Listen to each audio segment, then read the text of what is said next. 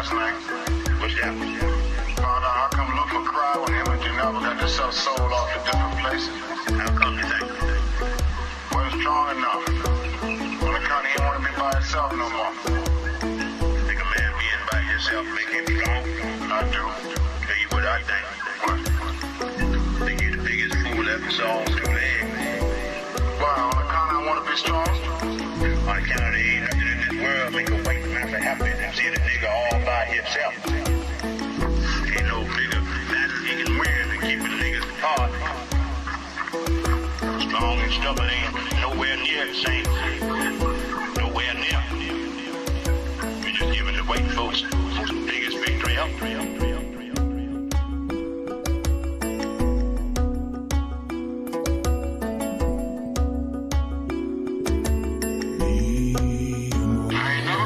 Christian man. Why don't we go? I know that. Won't never you pick me. I know. And I expect sometimes it ain't easy to be with you. I know you ain't. Through this cotton field, I see you. They may take our tongue, but I still hear you.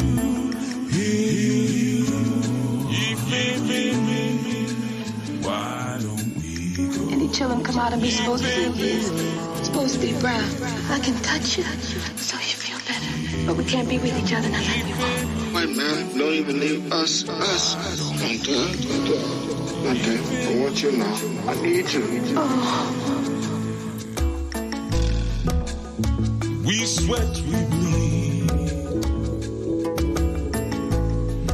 Everything we touch, it grows. Let's touch each other in our souls. As long as we keep the sun on this side in the morning, then we know we're heading north. That way freedom will be as well. I can't stay in this place much longer. How far away? Don't know, but it don't matter. If north where it is, then we just keep going till we reach north. Now, please, Doctor, come with me. Let's go now. What you gonna do once you get to freedom? Find a job. I'll make money. What you know how to do? They ain't got no tobacco. They ain't got no cotton. They ain't got nothing up north for a nigga to pick. We're made for together, crafted by the ancient ones. Our bonds been severed. Let's seek love. Let's see. Come with me now, Doctor. Come. Maybe we can get away from this place clean together. Maybe all the way back to our home. You're talking too crazy. Oh, we can make it, Doctor. I told you, my name is Maggie. Now, you know, ain't no Tupac can make it through the woods like Mandinka. You know it's the Oh, me, truth. man. We stay away from people, away from the main roads, away from houses. We can make it. We can make it to the north and be free. Maybe then we can find some more runaways, Doctor. Come on, Doctor. No, I'm here, and I'm gonna stay here. You will stay a slave? I'm gonna stay alive. I'm gonna stay warm in the cold. I'm gonna stay fed to the stars. I'm gonna stay. Do what they say long as I can suck breath. A dead nigga ain't helped nobody. Least of all a dead nigga. You can't mean what you're saying. Hush! Just get him out of here and leave me be. It's already daylight. And just get him out of here and leave me be. Well, let me talk with you now. Let me talk with you, woman. No! I don't even know about nothing. And this is where I am. And this is where I'm gonna stay. Yeah, yeah. Hey. Ife mío, mi amor, ¿por qué no nos vamos? Ife mío.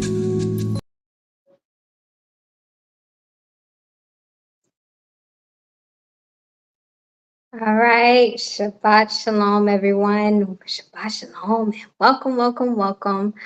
I know everyone is used to seeing Chief Yuya, our master, but we are filling in today for our master. We are sisters from his house, of course, House of Yuya.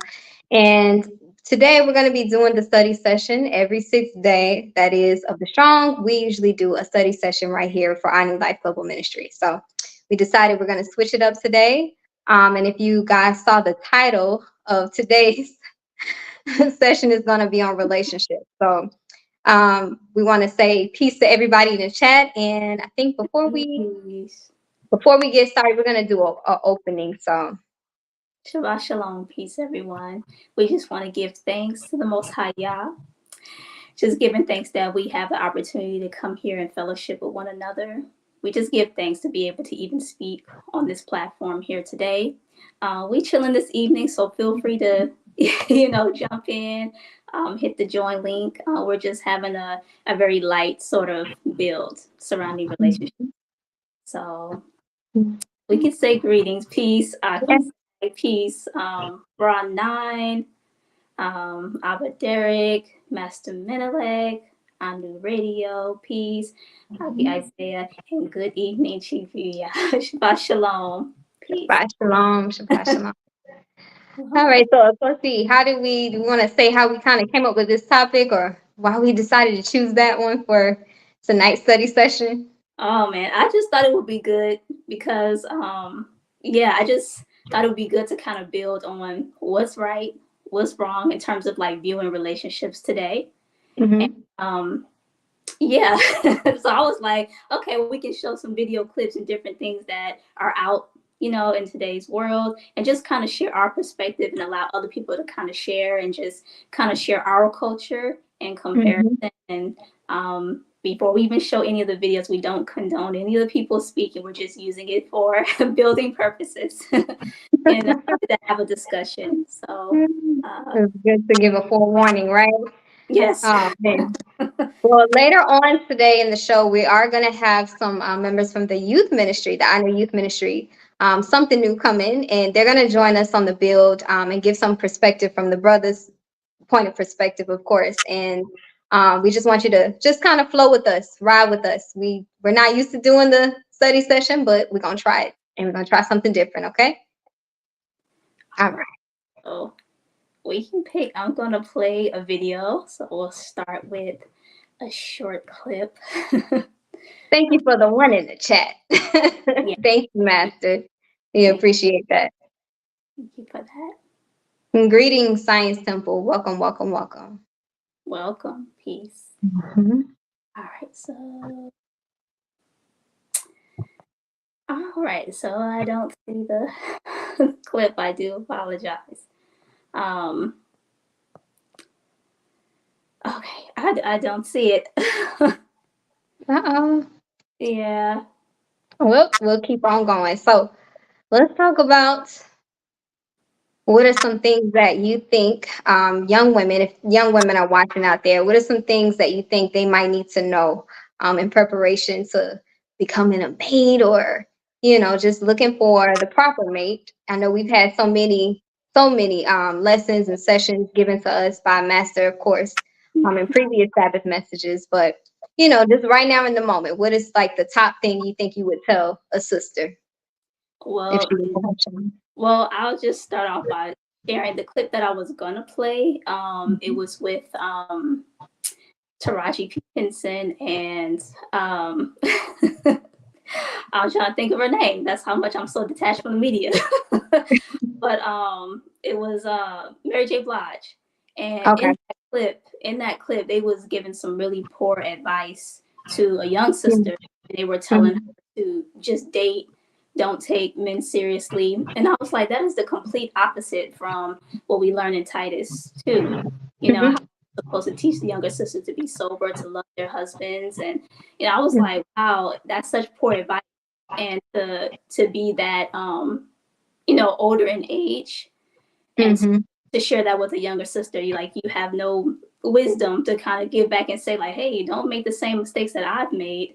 But it's just all like, oh no, I've had a bad experience, so I'm gonna tell you, like, I'm gonna The tell wrong thing to do. yeah, I'm gonna tell you wisdom based on what I've gone through.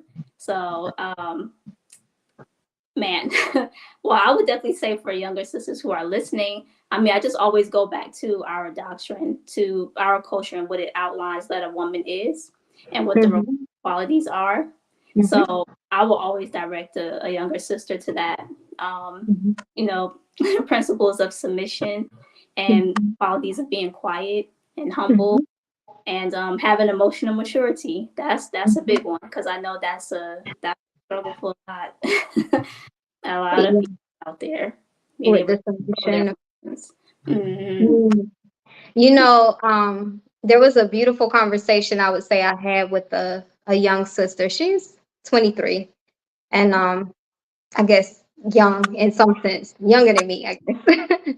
And she was talking about the things that she wanted in a husband. And this particular sister, of course, she was in the church. So she identified as being a Christian. Um, Mm. but we were just having a conversation, and one of the things she kept saying is, I want a man who submits to God. And she just kept using the term God. So I just kind of took it there and I asked her, I guess 120, the 120 mathematics was swirling around in my head.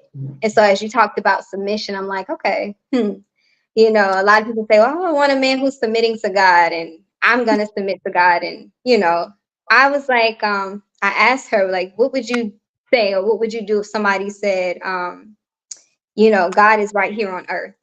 And maybe the black man, like you walk past him every day and didn't realize he was God. Like, what would you say to that? Mm. And I just threw a question out there to kind of see what she was thinking and where her head was. And she was like, I'm not really understanding. So I started sharing the 120 mathematics with her, of course, explaining how the original Asiatic black man is God and he's your savior. And he is the one that's going to give you that closest example of God, right Yeah. here on earth. And so we went into the discussion about, submission and being able to, take what it is that he's providing his knowledge and his might and being able to be receptive to that and following that in order to be that demonstration of what is supposed to be mirrored, of course, in heaven on earth through a man, a woman, a child, of course, right? Right. And I just think about opportunities like that when we talk about what would we tell a younger sister and just learning, like I'm learning from my master, not to necessarily be like, hey, do this and you shouldn't do that, but sometimes being able to just ask questions and entice certain thoughts that maybe younger sisters hadn't thought about. They hadn't Right. questioned maybe the way that they had been taught before. So I think about that, like those opportunities to be able to share and in that way, you know. Absolutely. Do you find that sisters are receptive, or have you found there to be resistance or shit? They're actually they're I don't want to say receptive, but they are, I guess, like something goes off in their head in a sense where it's like, I didn't think about it like that. And of Mm. course, I always follow up, like I'll follow up with a video or something from Master to kind of drive it home because I'm like, I can't say it as well as he can, but I can, pop a conversation off and just kind of see, like, did you ever think about it like this, Right. And then I lead them to the water, you know. Yeah. So, but for the most part, yes, they are. They become curious, I guess.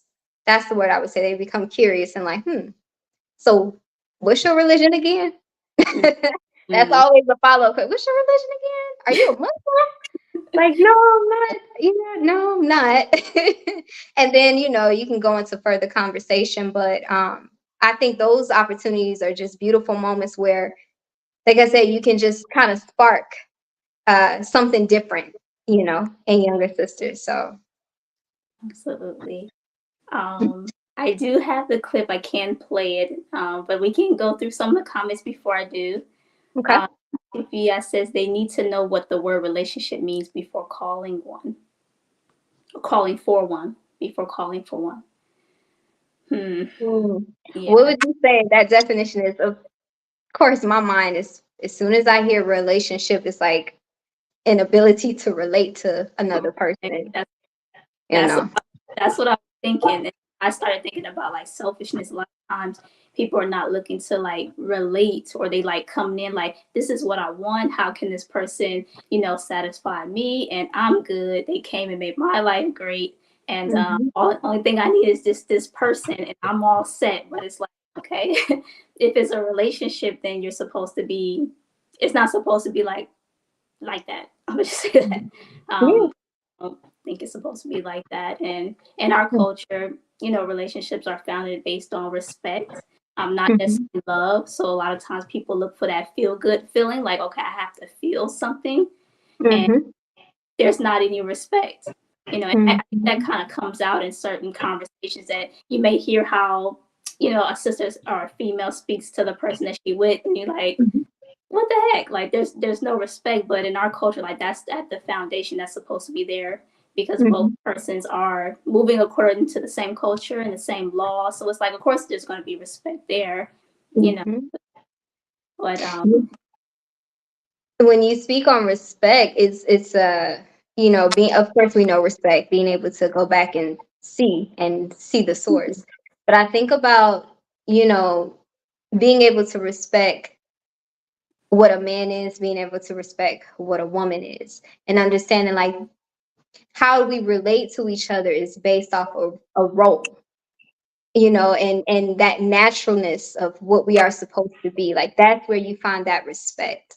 And I know a lot of times, of course, when we're talking about sisters who may not be in a culture like I knew, and you may still be in what we call Western world culture, um, of course, we know those roles are reversed. So a lot of times you may have women who exhibit masculine tendencies, or they try to take on that role. So sometimes it's like you can't respect the other because your sight for the other individual is just, it's screwed. We'll say that for lack of a better word.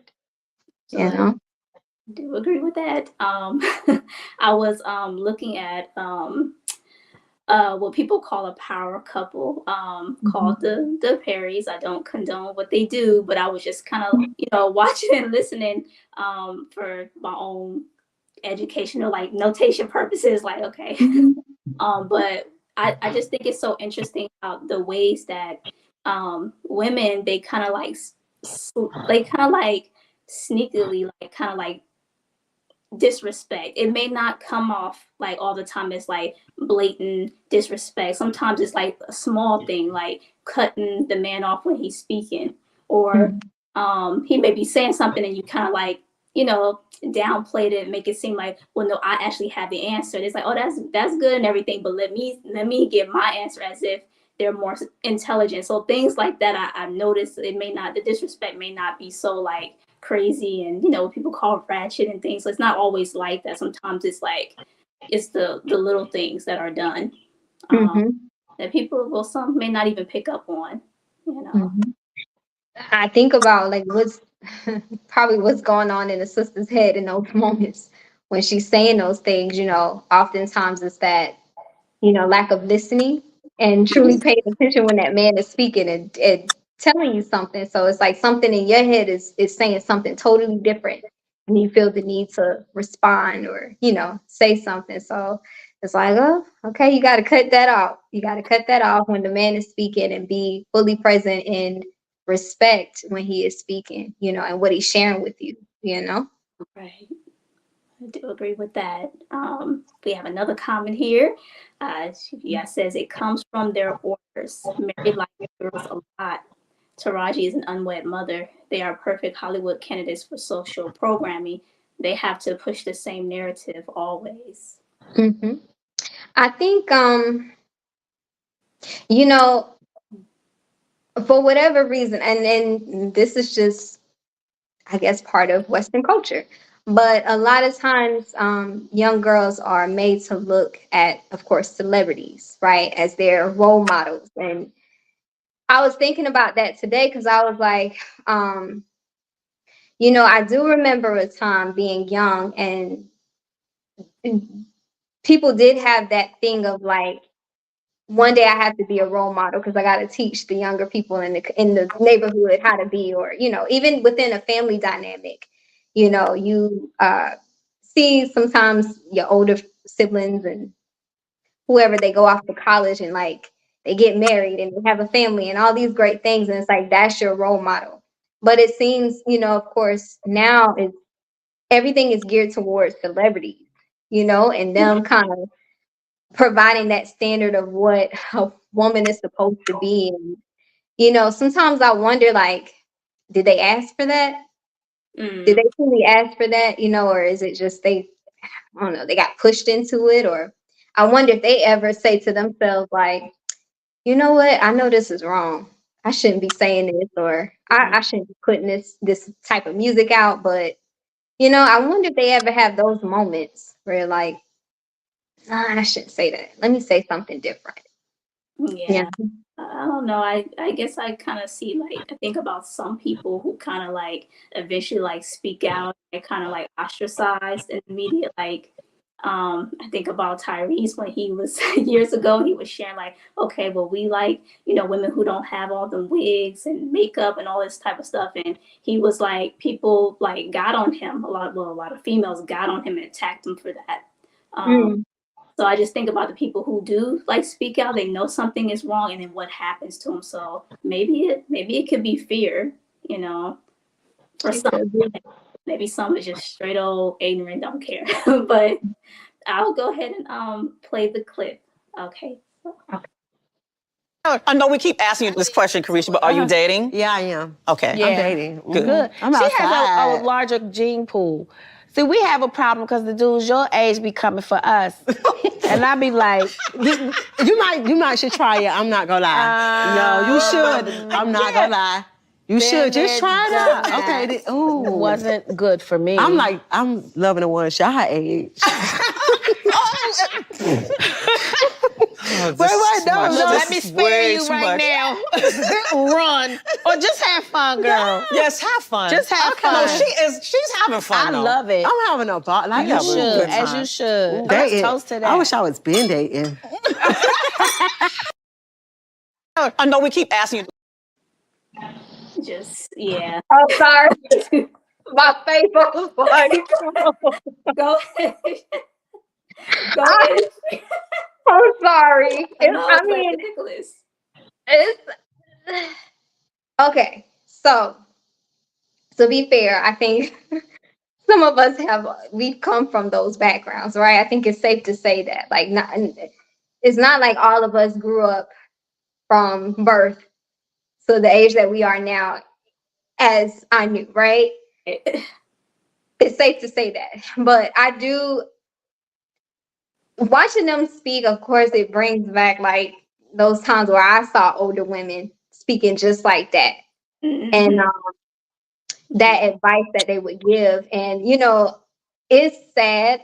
It's sad to see, because I just think about when you do open your mouth and you do have a younger sister, because I'm Taraji and the other, who was the other one? Mary J. They're older than the other sister, right? But it's like,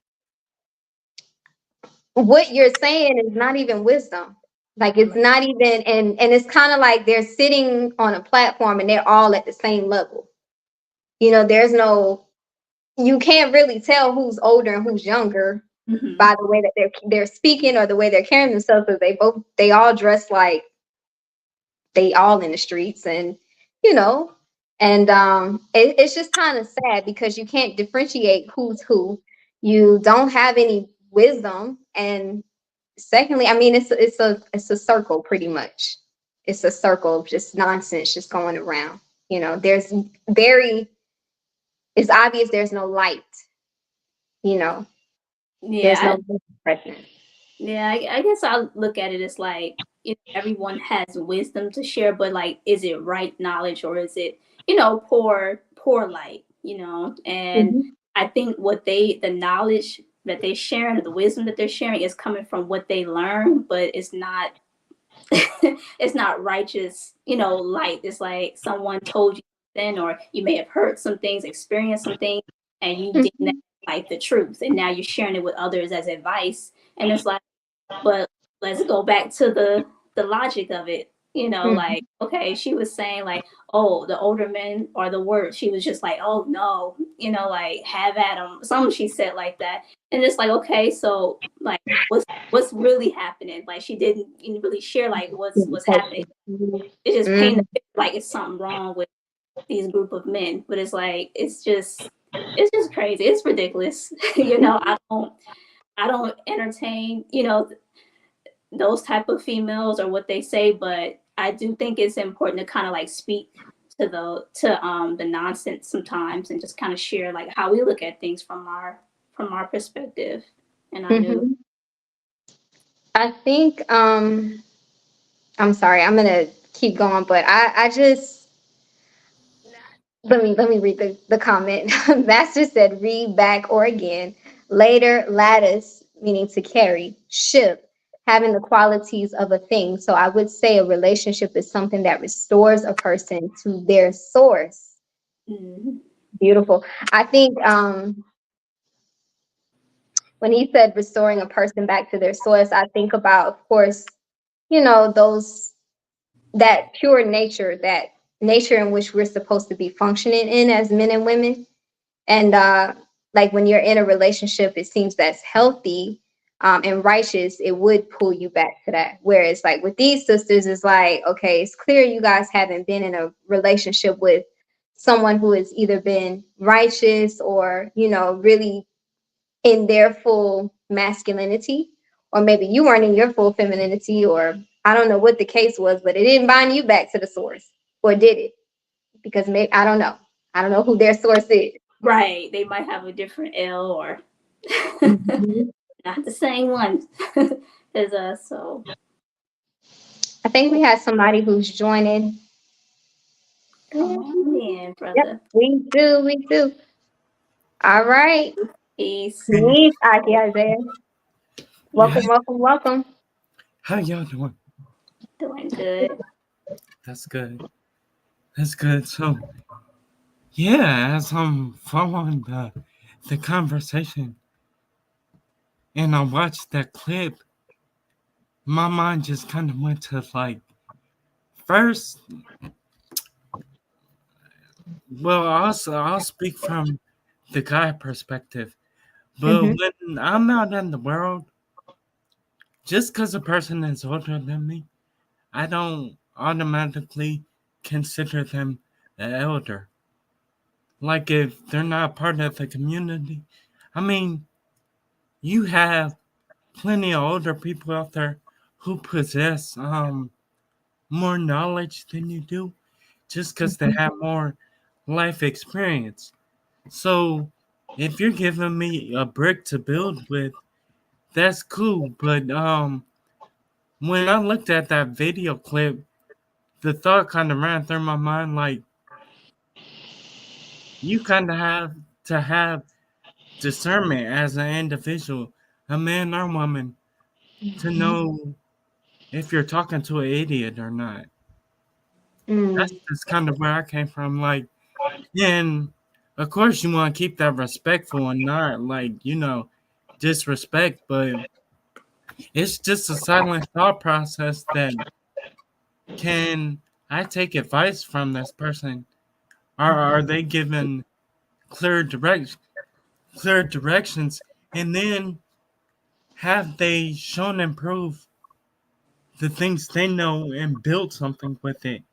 Because they're just throwing a bunch of ideas they think are good at me, but they never like tried to do anything with that, then at the end of the day, it's like, it sounds good, but I need to see some. I need to see some results. Or else I'm just playing into their hand and letting them vicariously live through me and my mistakes. And I'm becoming like their test dummy in that sense. So that's kind of what I thought of when I seen the video. I mean, another part of it is the whole conversation was stupid. Because because they're talking about dating now, and I knew we don't date. We court, betroth, and marry. So we have a clear process on how we operate and how we do things. When you're talking about dating, there's a lot of confusion with dating, and people don't really know what they're doing. So it leads to wasted time, a lot of hurt feelings or emotions, and a lot of trauma. That's why you got a lot of people running around, guys and girls, like, he hurt me, she hurt me, he did me wrong, she did me wrong. Well, maybe if you was in a place to get instruction on how you should be moving, maybe you wouldn't be the victim of that person just playing around with your emotions or your time. So that's what I thought of the clip. Wow, that's spot on. I wanted to ask because you said you know, you want to be able to see. I'm paraphrasing, but being able to see, you know, if they were able to take that knowledge and you know, make something of it. So I wanted to ask, like, what would that look like for you? Like, if you were looking, what would that look like? Somebody who has shown and proved. If I'm going to school to become a civil engineer, any type of engineering, and I meet somebody and I'm talking to them about it, and they're like, "Oh, engineering, that's interesting." They're like, "Well, I never did it, but you should do it this way or this way." And it's like, wait, but you just told me you never did it. So you told me you don't have experience in that field. You don't have experience studying engineering material or building anything using the metrics that engineers use. So why would I take that advice? Yeah, that's kind of what I mean by showing and proving.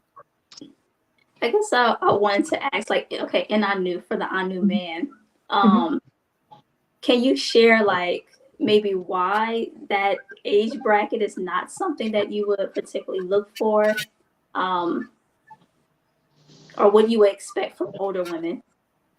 Me? Within our culture. First, to not be a Mary J. Blige or Taraji P. Henson. I'm gonna expect that all back. But I would say dealing or even just coming in contact with a woman of their age bracket, I would say first I'm gonna look at, do you have a husband? Do you have children? That's gonna speak volumes right there. And then depending on what that situation is, what she's doing with her community, like, is she mentoring young women? Is she teaching her skills to young women? And, you know, trying to be that resource for women to learn from her. That's something I'm definitely gonna look at, because I mean, it kind of goes with an older man as well. But yeah, to answer your question, that's what I would look at. That's good. Did you want to share something? I was gonna go back to that comment. No, I just was saying, you know, as Aki Isaiah was building and saying the things that she would look for, you know, sometimes it's difficult, I would say. Well, maybe not difficult so much, but it can be deceptive, because sometimes you may see a woman who is married, who does have children, and they may be doing things in the community, and you'll say, oh, that's her. But I think about when you see a woman interact with her husband and with her children, sometimes they slip out, right? The way she may speak to her husband, the way she may reverence her husband when her husband isn't around. It'll tell you a lot, you know, just because you're married, who did you take that oath, you know, under? Was it to be righteous by the Most High and what it is that He set forth, or was it by state, the government? And it's like, well, we just got married, because sometimes, I've seen plenty of those, and you're thinking that's the model, but it's like, it's not, That would Oh, I'm sorry. Oh, it's okay. I just gotta say real quick. That reminds me of when Chief was doing the series on vetting and marriage and the righteous family, and he mentioned, okay, when you're looking at a woman, like, is she looking to be a wife or is she just looking to be married? And there was a difference between the two. It's like, just want the status of, like, I want to just be able to say I'm married, versus like, do you actually want to be what a wife is? The Proverbs, wife and mother. Do you want to be that, or do you want to be on your independent, just I want to still be able to do what I want to do, and be able to control the man to a certain degree. I think women, like they say, some of them be like, okay, I'm okay with having a head as long as I get to come to the table and make decisions too, as long as they have all these stipulations for how that man is supposed to lead. And to me, like, that's a telltale sign. It's like, you're not functioning as a wife as it outlines in scripture and Torah. You're doing something else. Right. Absolutely. I think so. Coach Margie brought up a good point. Like, it could look good on the outside. Like, yeah, she might be married. She might have kids.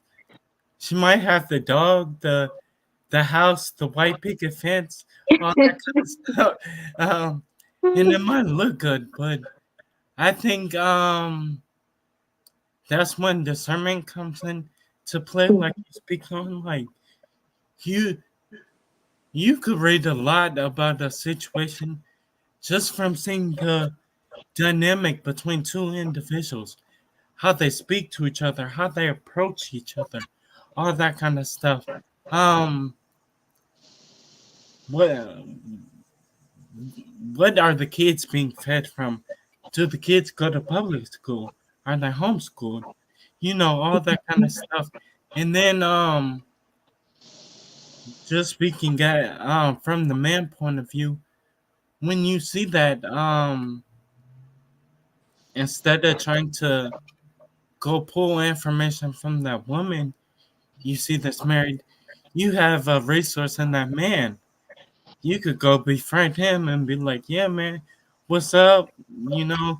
And then once y'all friends, y'all could start having a real conversation, and you could kind of uncover some things that way.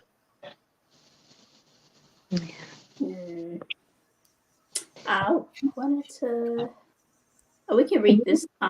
Chief Yah says, a righteous family within 45 seconds. If you have discernment, you can see even in the physical positioning of the man and woman, or the names and aspirations of the children even.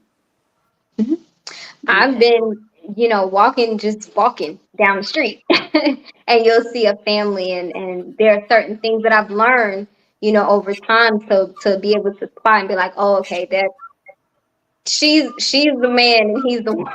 It's like when you see a family and the husband is pushing a stroller and maybe the wife is walking in front of him and she might have the little girl or the little boy, or if she's walking in the front and he's pushing the stroller behind her. That's like a telltale sign, like, okay, she don't respect him. She don't respect him at all. And he's probably doing the laundry and cooking the food, and she's probably out in the streets doing y'all knows what. So like that, those are simple things. Or I think Master taught me like about the woman's facial structure. Sometimes they can have what's the word he used? It's very like an angular, look to it, and it can be very masculine. For example, he would always say, I think like Megan Good. She has a very, yeah. What's the word? He always uses a certain word, but it's a telltale sign. Like, okay, you're not very feminine. You're probably very masculine. So, you're probably not.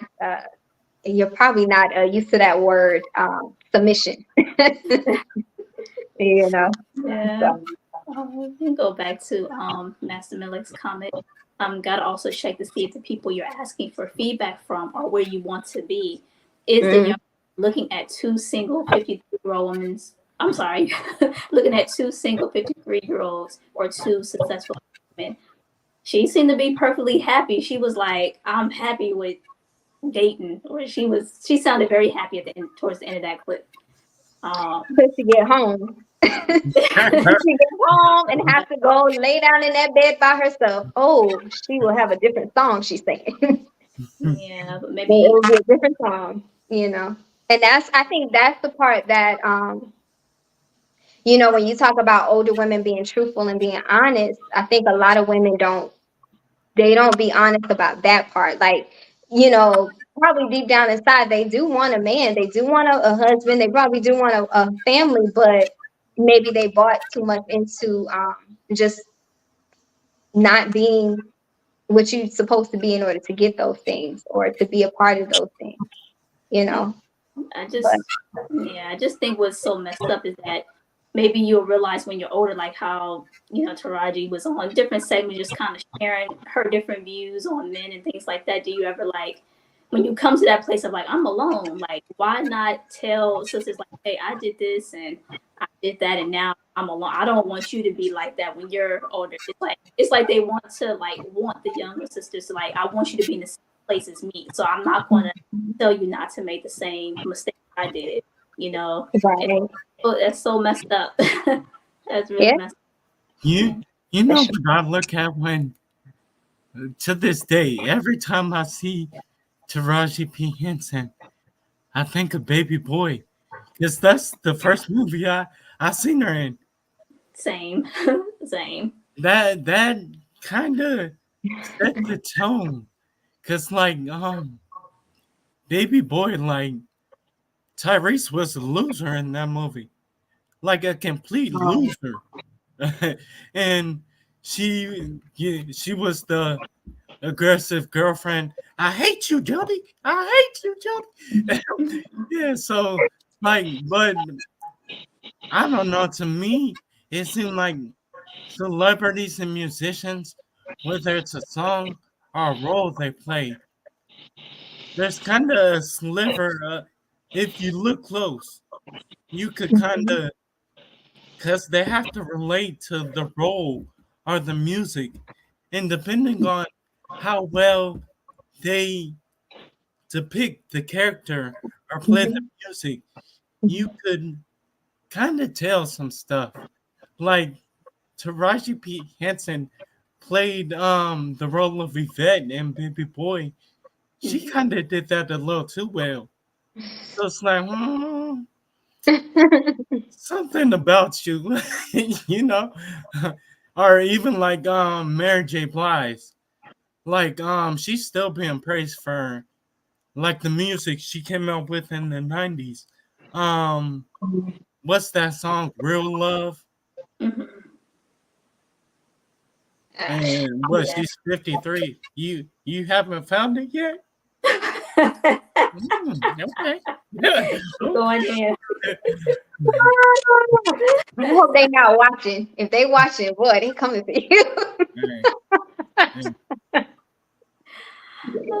I mean, but it's not just them. It's many, you know, women out there who watch them and look at them as, you know, role models and, you know, persons that they want to be, and, you know, so it's not just them. Yeah, absolutely.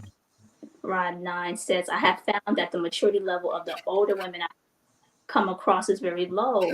They may be college educated, but after speaking with them for a while, it is obvious. Ain't that thing? Yeah, I mean, I see it, you know, even in the workspace that I'm in. Sometimes you can see older women who are like 50 something, and they'll still say, "Oh, my boyfriend, I gotta go because I gotta go on a date with my boyfriend."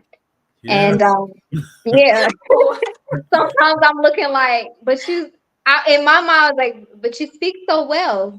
You know, it seems like you know so much. Like I wouldn't think, but yes, it's like they've acquired knowledge but not wisdom. You know, maybe they were actively seeking that. Not they wanted to be the man. So it's like, you know, that probably was more important to them than actually trying to be a wife or a mother. You know, You know, my as boyfriend and my dog. that's I, always, that's as, always the case. as I'm going to school, Hmm.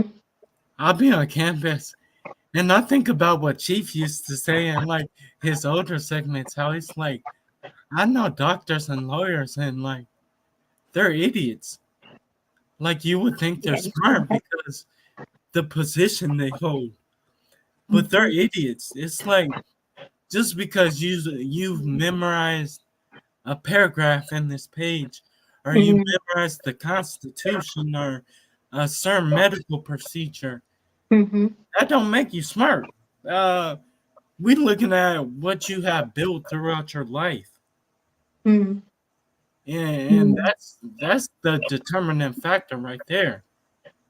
And we all know a lot of Western education. I felt like that since I was younger, back in like high school days.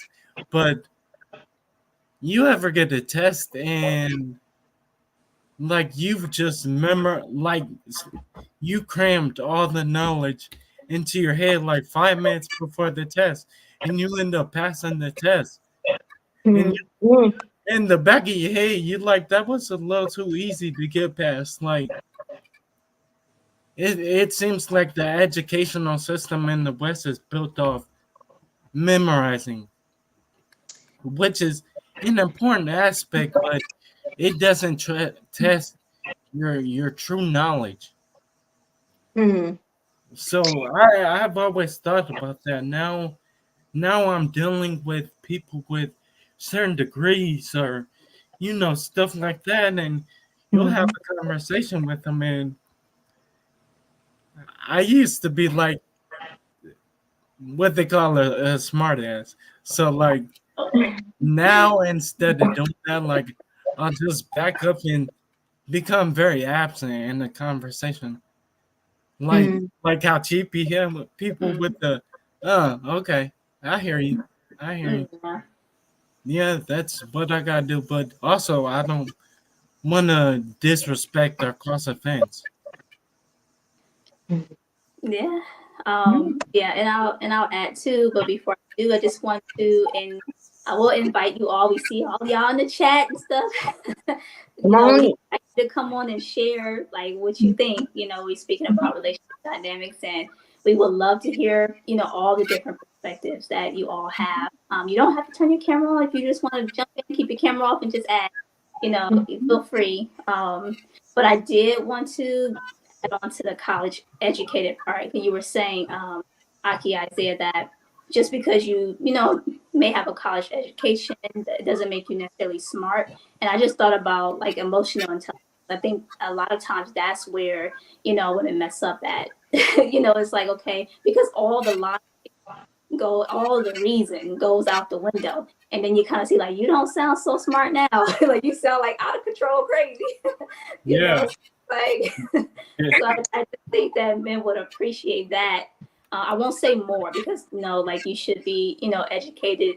You should exercise your mind in that way. But I do think that it also that emotional intelligence part, like that's really really important too, because I've seen women who may not have had that come out on top, because of their character. They're sweet, they're nice, they're respectful, and those who claim that they're like, no, I'm smart, I have a degree, so that means that I know more than you, they get left behind. So I see you laughing.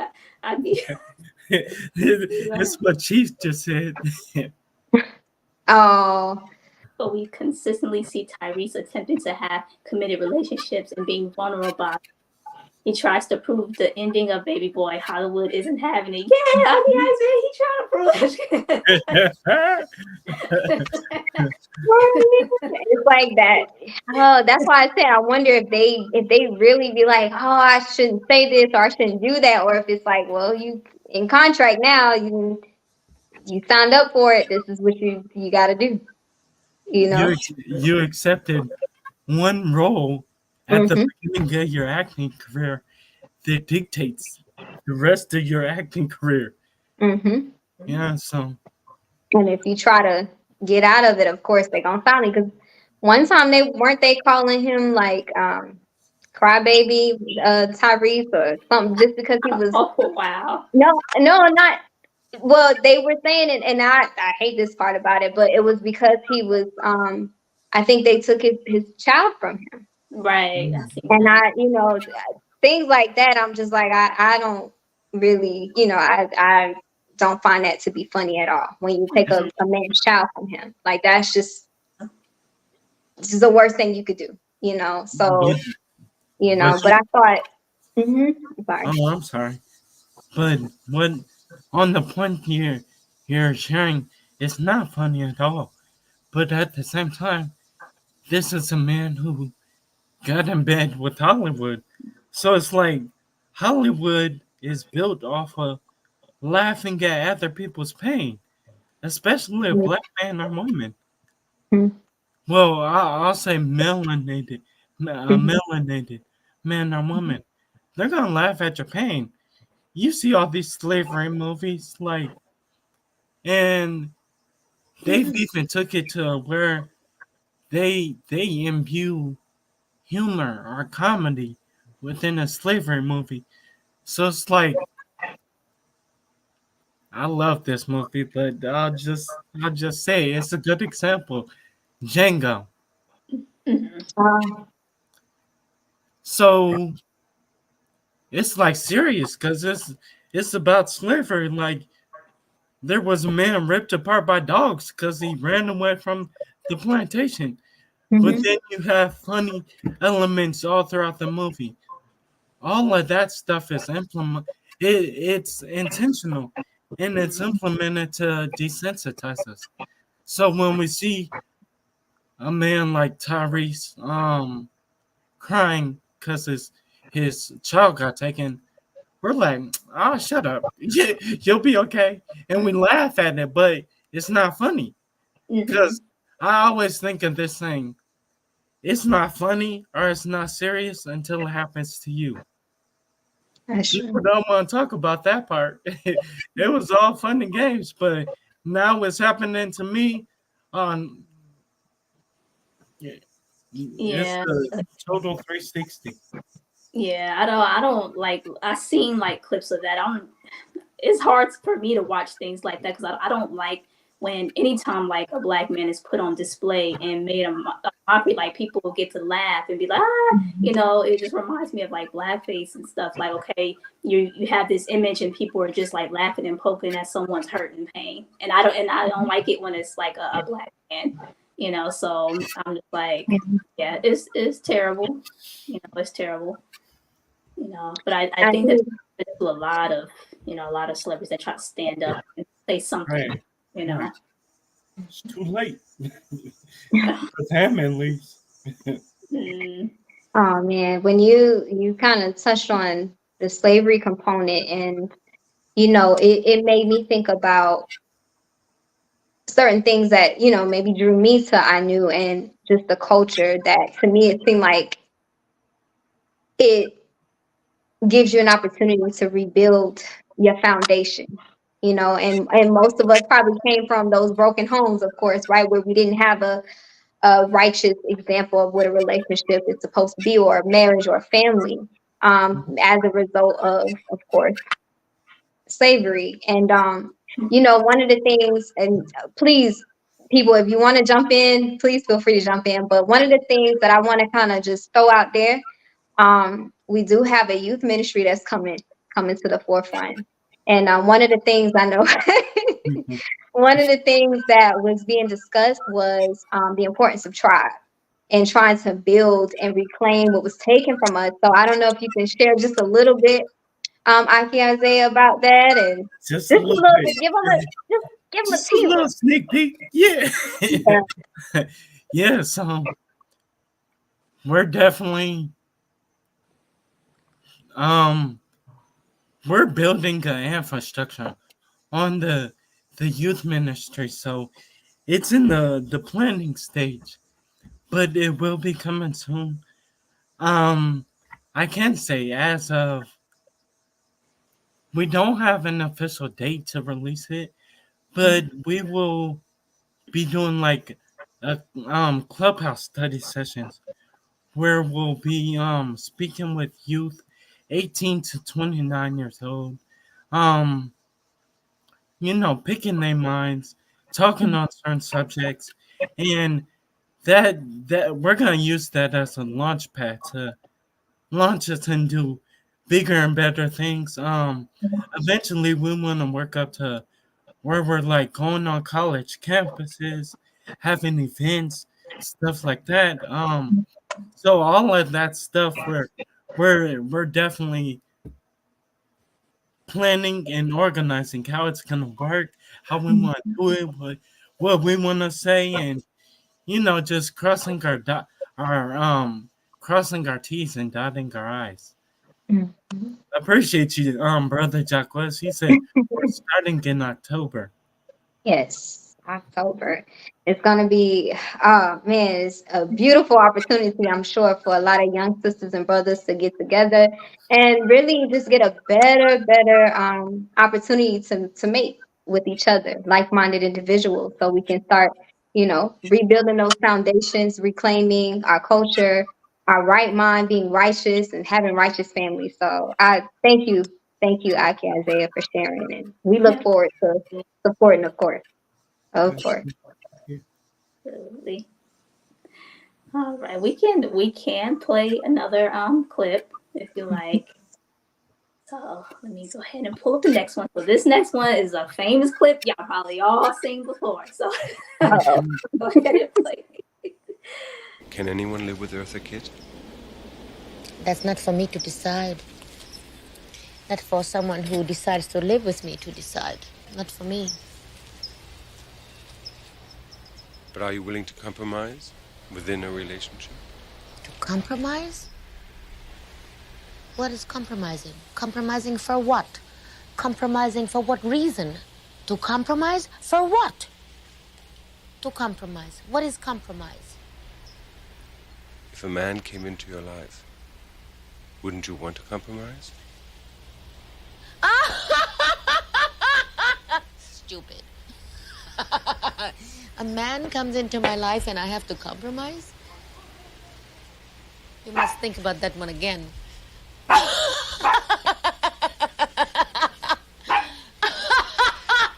A man comes into my life and you have to compromise for what? For what? For what? A relationship is a relationship that has to be earned, not to compromise for. And I love relationships. I think they're fantastic. They're wonderful. I think they're great. I think there's nothing in the world more beautiful than falling in love. But falling in love for the right reason. Falling in love for the right purpose. Falling in love. Falling in love. When you fall in love,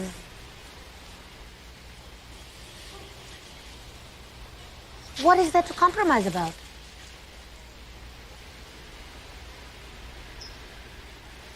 Isn't love a union between two people? Or does Eartha fall in love with herself? I think if you were to think about it in terms of analyzing,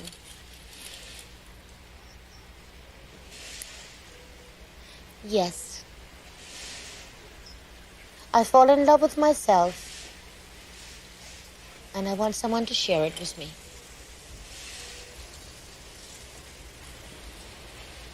I want someone to share me with me.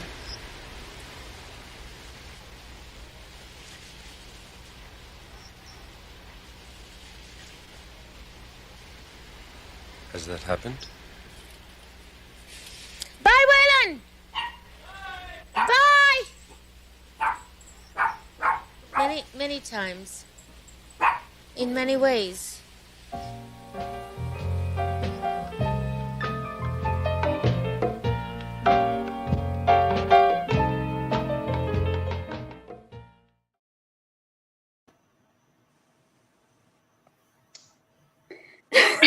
My stomach hurts. Your face. I'm sorry. You have the most funniest reactions. Because sometimes it's like I guess maybe it's a spiritual thing, but sometimes like it can be a little like you know. I don't know, because sometimes I don't know, like you can smell it. You can, I don't know how to explain it, but oh, he's Master Menelec. He's trying not to laugh so hard. I ain't trying. I'm laughing. Peace, everyone. Man. Peace. Peace. John. Oh man, the first thing I thought about is like, oh man, this person looks like a wicked witch of the West. That's the first thing that came to mind. I was like, this person looks like a witch or something, like just crazy, But yeah, I'll start with that. I definitely saw Insanity, and I was thinking in my head because I was like, oh, mental illness, but I remember. I remember Master saying, like, usually people who want to act, there's usually let me not say he said it like this, I'm paraphrasing, but, usually people who want to pretend to be someone else that they're not, usually actors and actresses, they're usually a little off in the head because it's like, why would you not want to be yourself? So as she's speaking and looking, it's like, it's clear that she's a little off. And I think I remember either reading or maybe watching an old interview where she talked about her life, like just kind of, I don't think she knew who her parents were or something. And she was like I know she picked cotton or something, and she used to get whipped a lot as a child. So, and she didn't even know her age. She didn't know how old she was. She didn't have her birth certificate or something. So she just, I'm like, I can't see someone like that if that was their background. I couldn't see someone like that even understanding maybe what it means to be in a relationship, what it would look like, what it means to be a wife, a mother, any of those things, because she probably didn't even see it, So. Yeah. And she was biracial, I think. I think that was another factor that played a part or something. So, yeah, a lot going on in that. Yeah, you see a lot of that OG Catwoman energy. Yeah. She was the Catwoman. Yeah, because years ago I was like, let me find out who this person is, and I seen the Catwoman and the show that she was on, and I was like, okay, yeah, like I guess what do you all think about when she was talking about like not compromising? Do you all think that one should compromise in a relationship? Yes. Compromise. What compromise? Oh, what? I don't know if she was asking because she really didn't know what compromise meant, or was she just being, She was being, sarcastic. Okay. And just village. It was I think that was a good example of solipsism. It's like it's about me, and everything in my life is also geared towards me. And if it's not oriented to me, then what's the use of it for it? Why would I compromise if a man, even the phrasing, if a man comes into my life? Right. But then another question is always like Chief was saying, she was up there like a god. I was thinking while you all were playing the other clip, I think I had asked this question before, like, why should we care what Eartha Kitt thinks about relationships, considering like the source of who we're asking? Like, you rarely see the average family who might be more even kilted or more balanced, or present the picture of sanity portrayed, even if it's by Western standards. The picture of sanity, you don't see them. You don't see their highest ideals of what a sane family is or what a stable family is. You typically see dysfunction or someone who has I wouldn't say disproportionate amount of wealth, but a very large amount of disposable income. I'd say, like, the greatest thing you can aspire to is your spending power. You know, you can aspire to have a lot of resources to spend, and if you have that, then you're successful. You know, so our views of success in terms of relationships is not really reflected in the West, and it would be very difficult for us to find good examples of it. They might exist, but they're not put in the forefront, is what I'm saying. So when you have little girls sitting on the couch in front of little girls who never grew up, asking them what they think about dating, they're going to tell us stupid stuff because they're not the ones that ask. You know, and a lot of the females who are held up on pedestals, like I was just looking at I saw a picture of Halle Berry on the red carpet to one event. I was just scrolling on Instagram. I was like, she old and she ain't got no one next to her. But everybody wanted Halle back in her day. Yeah. You know, everybody wanted her. But now, like, nobody wanted her. You know, at least not for long. I don't know if it was, anyway, let me not go there. But I don't know what it is about, but I kind of know what it is. But there is this trait or this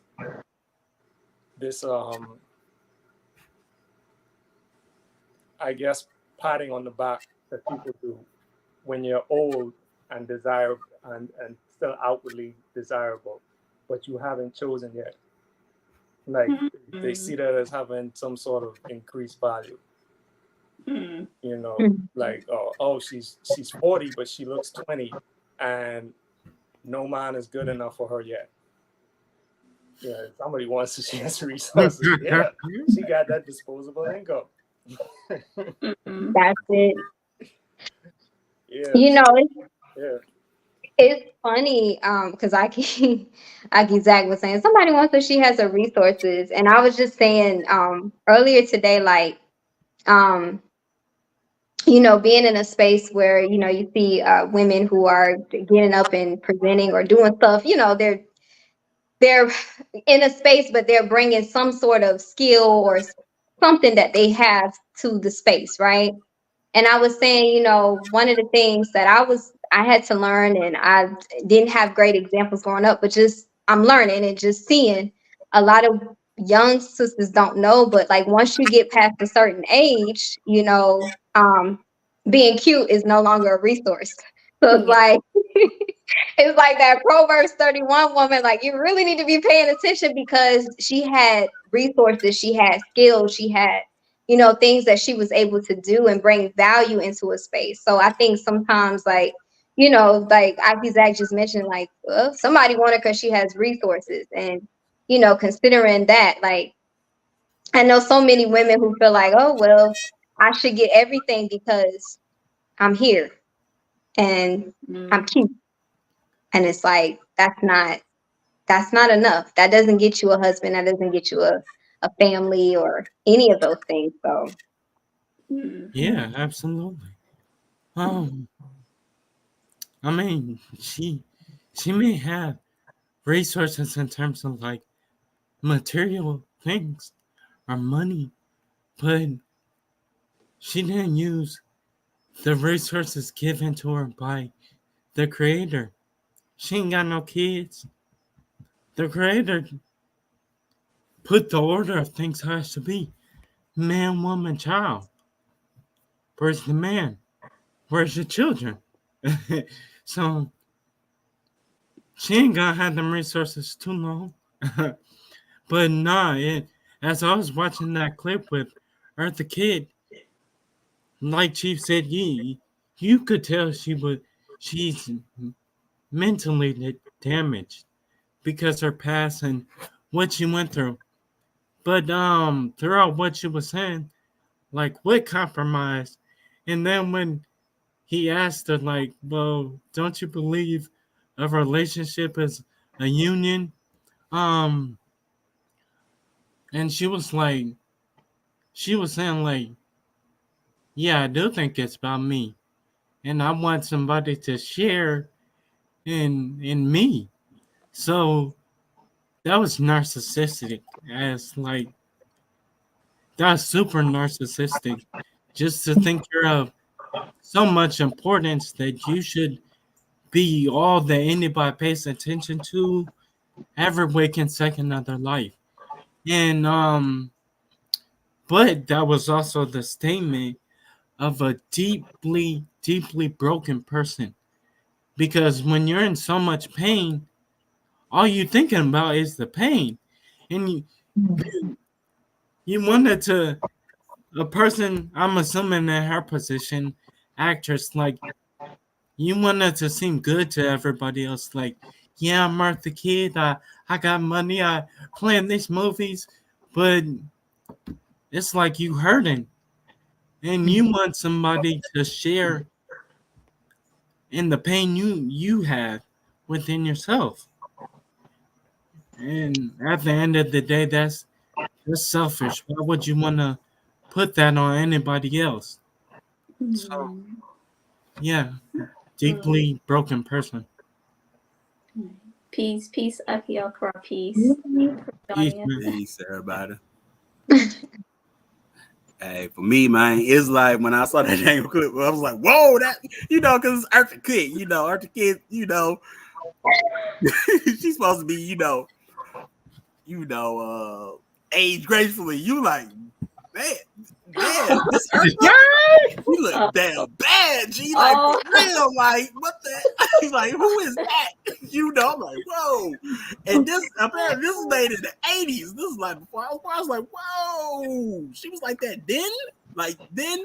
But you know what, Chief is right. You pay attention to actors and actors. You will find out that yeah, they're a little off. You can't be trying to act out, certain personalities and personas and not be off.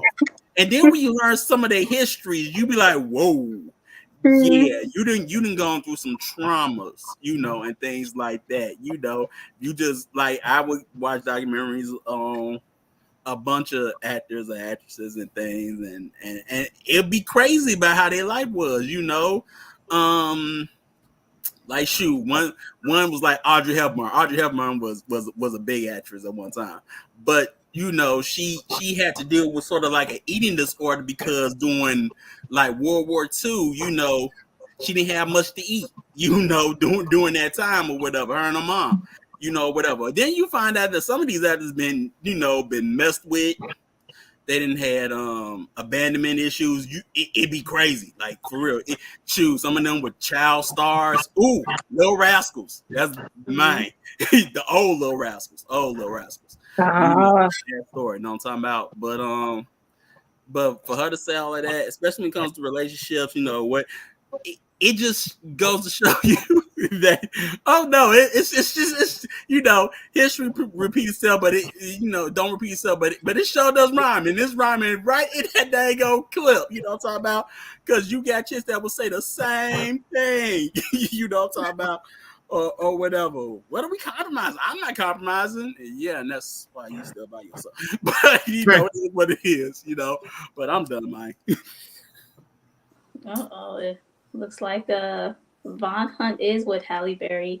He's an amazing music artist and producer. As far as I know, they're still together, but you never know. Okay, cool. Found another Eric Benet. Never know. I just peace to you for joining us. Shalom, everyone. I kind of wanted to answer the question about I wanted to answer the question about compromise. Because I put in the chat, I said no, because I was brought back to I can't remember if it was a study session or if it was a midday affirmative where we did discuss compromise, and I remember learning that that's not something that we want to do. Like I'm paraphrasing, but that's kind of like when we kind of like that's when we invite the devils in, when we make that compromise. And I thought, like, not in the context of what we just saw on the screen, because obviously, like, she was the concept that they were coming from was something else. But from what we learned when it comes to compromise, if that woman is the Proverbs 31 woman and she's exhibiting that, the man will know that, because in scripture it says her value is far above rubies. And I know I didn't say that right, but it's far above rubies. So he knows that is what is valuable for him. And his household. So it's not a compromise, right? And then the same thing goes for her, where we have been told, like, you know, that for women, like, we're looking for the men, because it is the woman who chooses, who has a vision. So we are not to compromise on that.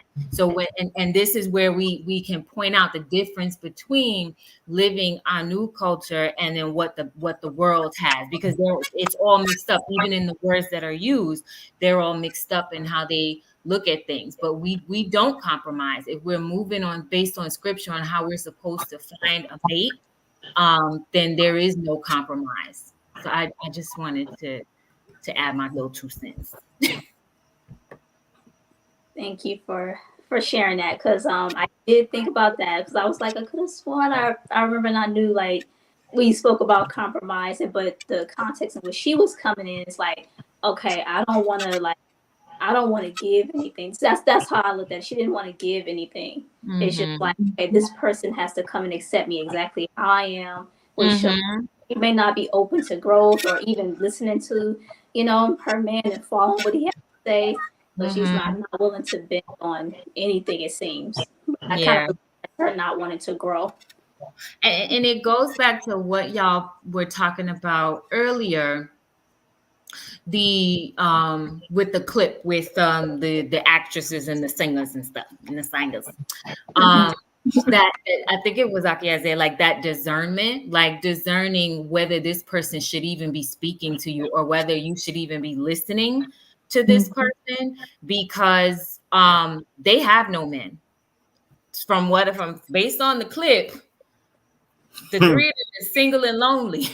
So you might have money, but you sitting there, like, and you're mad about it. That's where all the eye rolls and this and that and the other, that you're mad about it, you're upset about it, because at this point you're past the point where you can blink your eyes or, you know, switch your hips, you know, where it will attract someone or pull someone just on the physical alone. Like, even if your physical is still pleasing, there's still like 11,000 more that have that times 20, right? And they're younger and they're more malleable, they're more moldable. So you're mad about it. You just, you know, staying faced and mad, and then you're going to give instruction or give guidance to someone younger to basically do the same thing that you did. And in that case, what we watched, that would be right, because they're all living the same culture. So it is what it is. Yeah, that's why I had said it was a stupid conversation.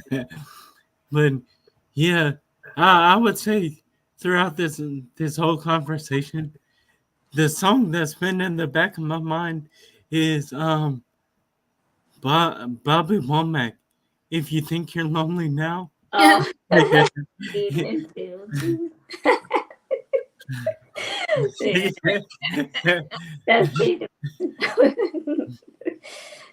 I could show you better than I could tell you. Yeah. I don't know. I was just looking at two bitter. That's the word. Two bitter women, just you know, big mad right now. And it's like, well, it is what it is. When you had the opportunity, you were doing the compromise for what? You know, so maybe while Eartha Kitt showed her crazy on the outside, you know, in that way, your crazy was the eye rolls and, you know, whatever you didn't want to give up if you really wanted a man, not a grown male. So at this point, what you have earned are males, not men. Peace, Aki Zach. Peace, Usman. Peace, Free Game. Peace, welcome to the field. Peace. Peace all, peace all. How's everyone doing? Great, great. Everything's good, brother. Yes, sir. Yeah, I just wanted to add, I had sort of a question, not necessarily a question to the panel, but I'm not understanding how this new culture of uh, women's attitude, Western women's attitude towards men is not recognized and what the result is. And being that I think this is probably the only country where you can have women who have almost everything in terms of good looks, um, upwardly mobile career path, finances, and still not manage to be able to form families. I don't understand why people can't look at that and find out, or at least ask the question, why is that so? Why are we the only ones experiencing that particular paradigm? When in any other country, a woman just has to have the bare necessities, and there's no problem with her being able to form a family, find a mate. Um, Another thing I think that we don't see, some men, most men, and I have a young son, so I can kind of speak from experience.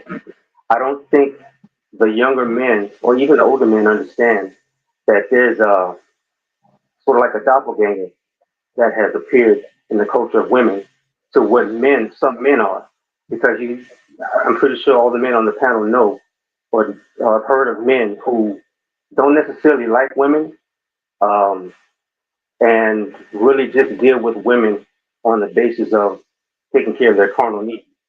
And I don't think that we see that there's a new culture among women that had adopted that same mindset, the same spirit, basically, and it's ingrained just that deep to where it affects them. I think even beyond their own ability to understand it and to do something about it. So that's what I wanted to add with that. Okay. Peace. We want to ask you, can you your first question, can you kind of run that one back? Let's kind of take it piece by piece, but if you could please just run that first question back. We want to make sure we catch it and we understand so that we can respond. Oh well, my apologies. I said it was a question, but it's sort of not a question. It was just a question of why is it not under? I don't see why it's not a subject of discussion among more women. And I'm not talking about in cultures that understand, the dynamics of what a man and woman should be. I'm talking about second world, basically the Western culture, the general Western culture. Why women are not asking themselves, we have everything basically, but we're unable to form families. When other cultures have the bare minimum, and just forming a family is that's cursory knowledge, and it's not a problem at all. That's just standard procedure for how they operate. But here you have everything, and you can't form that. I don't understand why that question is not asked.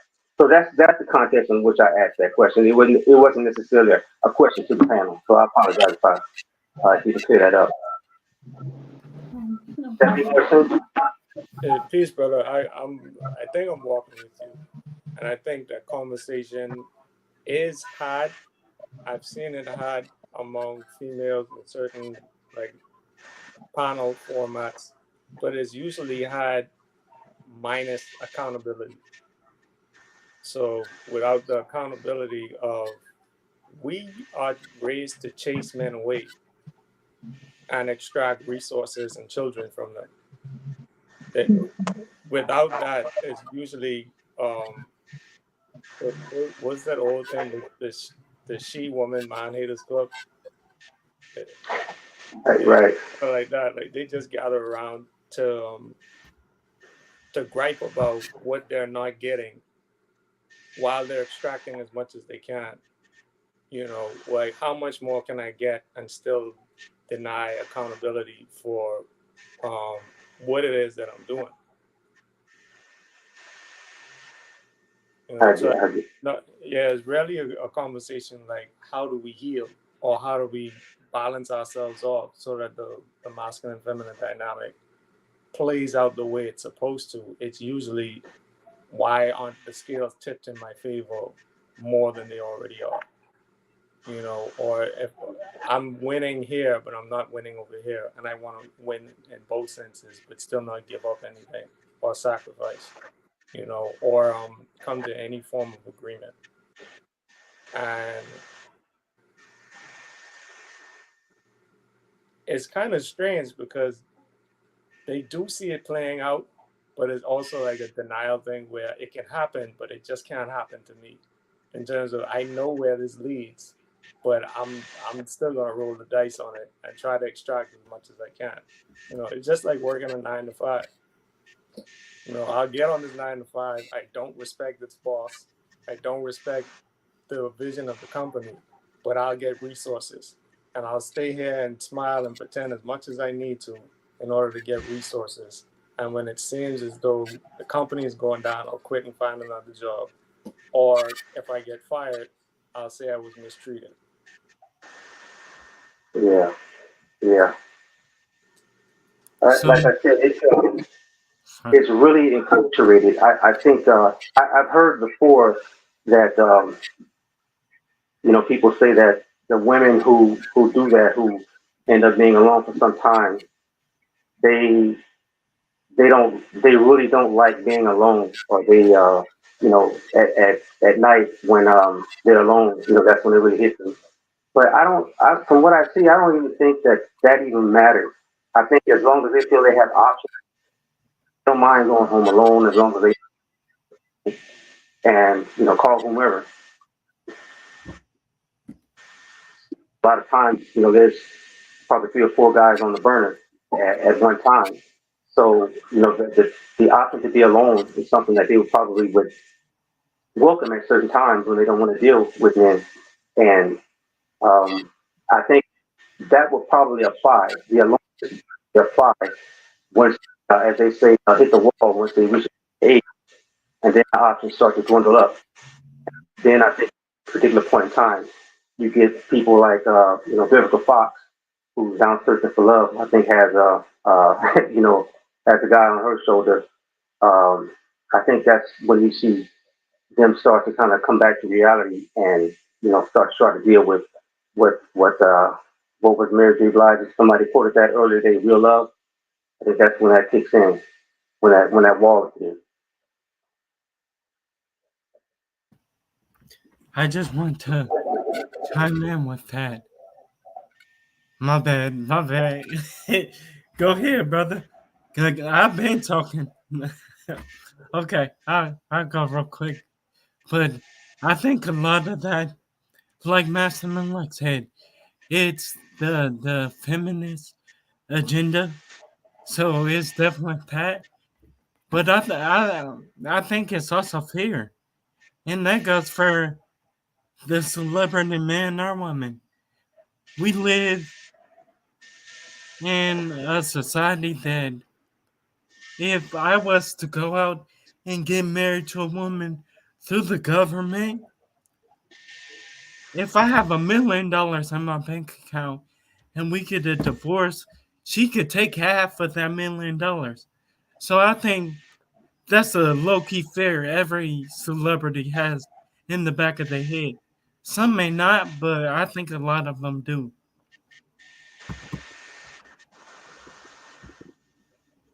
Peace. Hey, man, I'm sorry, go ahead. Sorry.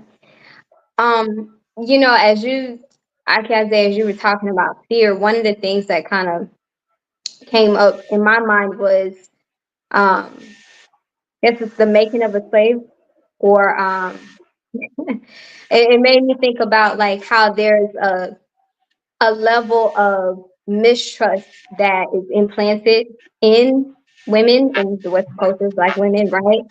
To naturally like not trust your natural counterpart. And it just seems like what's instilled is you're supposed to trust God, right? Something that you could actually control. So it seems like a lot of times, and I've seen it when women do get these resources and the things that, you know, they acquire. It's like, well, I want to thank God. I got to thank God for, you know, God put it in place for me. And, you know, it's all of that. But it's like, that's something you can control. But, you know, if you were actually with a real man, you know, you can't control that. You know what I mean? So I feel like it's a measure of what's been implanted through slavery and what's been reiterated through various systems and things that we acquire, you know, women acquire. So, and I think that again propels the fear even more and even more. So, can I add on to that? I initially, like, what I thought of was when Black men were removed from the home in exchange for government subsidies, right? And so I just figured this is just the evolution of that, you know. So here we'll push you up higher and get you promoted faster, you know, give you more avenues to get the 6 figures, so you feel like you don't need a man or you don't need anyone because you can buy your happiness, right? And so it's kind of, and because we don't want you to procreate anymore, we don't want you to grow, because if you grow, then we go extinct faster. So I think it's that as well, you know, that's just another piece of it, a way to look at it. I guess that's how I was looking at it. Yeah, I definitely think that's a major component too. All right. Man, y'all got me thinking of that song. My man, thank you to my aunt.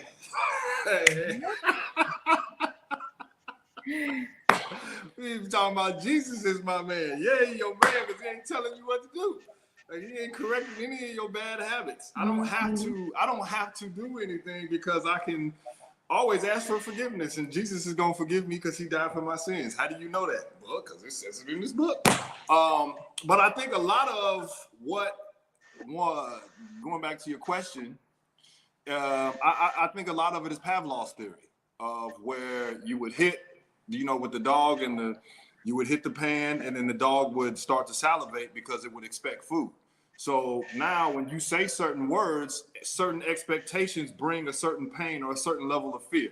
So just like if you're talking to a woman and you say submission, before one even has an unclear understanding of what that word is, it's triggered. That, what? Submit? Wow, submit what? Well, do you understand what the word means first? But I'm associating that with a place that somebody has told me, this is when I was oppressed. This is when, you know, I didn't have any freedoms. This is when I was just told what to do and I didn't have a mind of my own. And you trying to make me go back to that. So when you say certain words, it's a triggering word. So just like when my man asked the old girl, what it would compromise? Compromise? Well, hold on. Relax, right? And this is where some dudes will run and let her shaft and balls get bigger, because now she feels like she's big and bad. And then some, you know, you need to chill, right? Depending on how much time and energy a man has with a particular situation. So now, even when we talk about relationships, certain relationships women will look at, well, some females will look at, and they will associate that again with pain.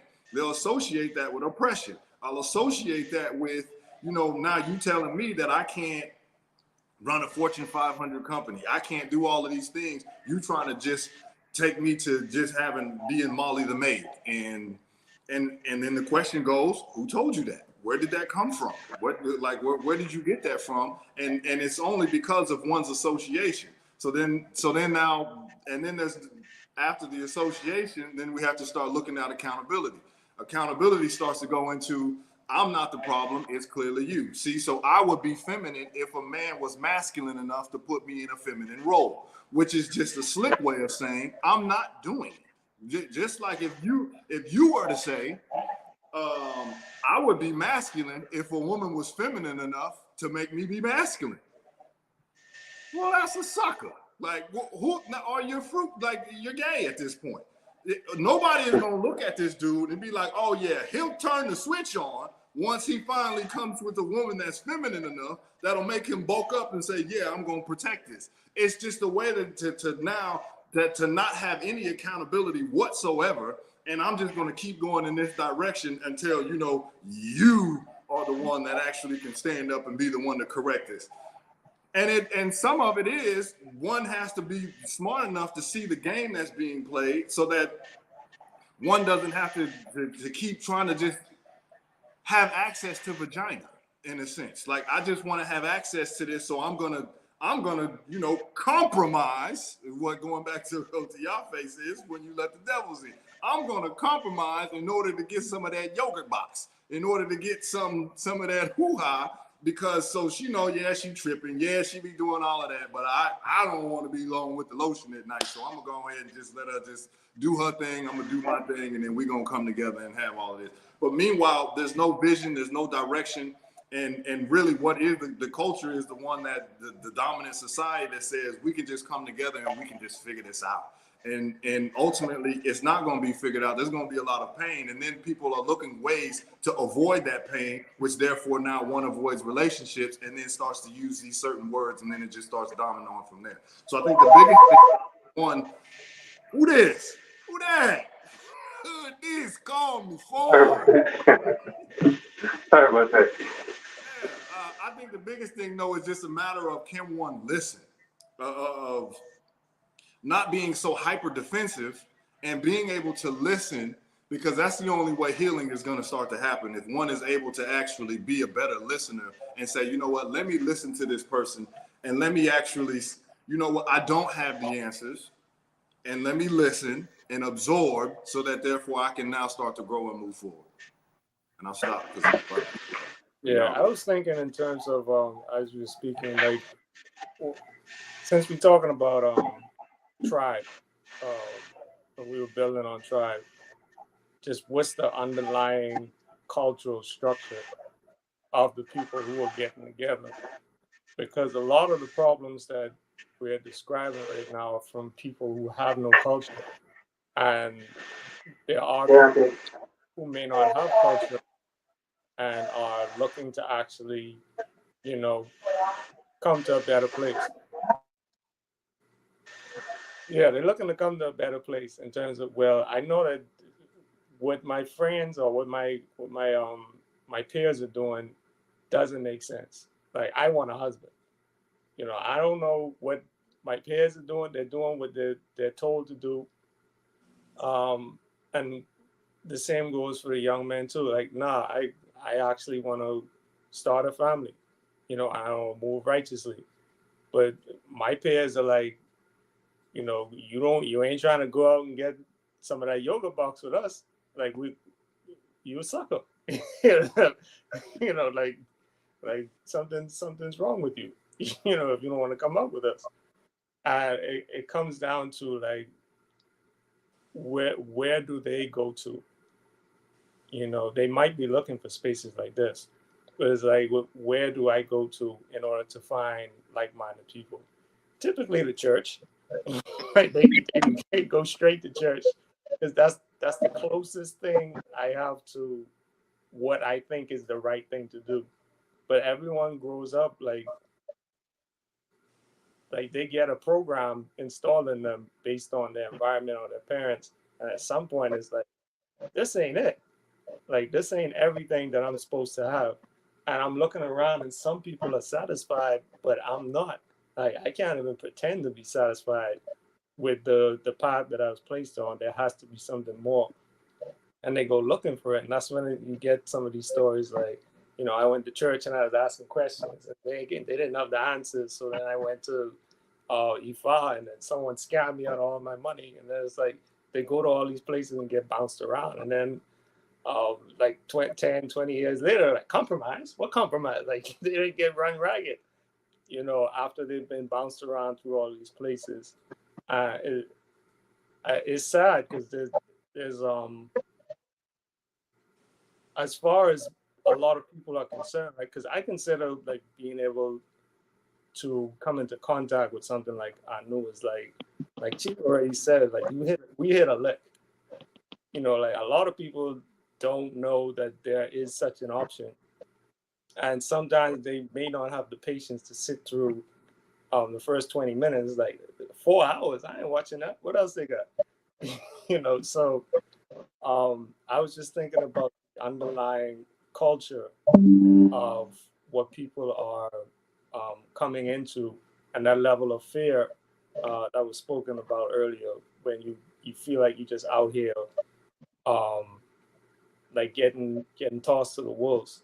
I was listening to that segment he did on, it was one of the segments he did on Tribe, and he was talking about the rod and being a shepherd, and actually the difference between sheep that are raised in a pen and bred versus sheep that may be more free range and watched over, and the level of contact, like physical contact, or even contact with the rod or the staff that the shepherd would have, making them more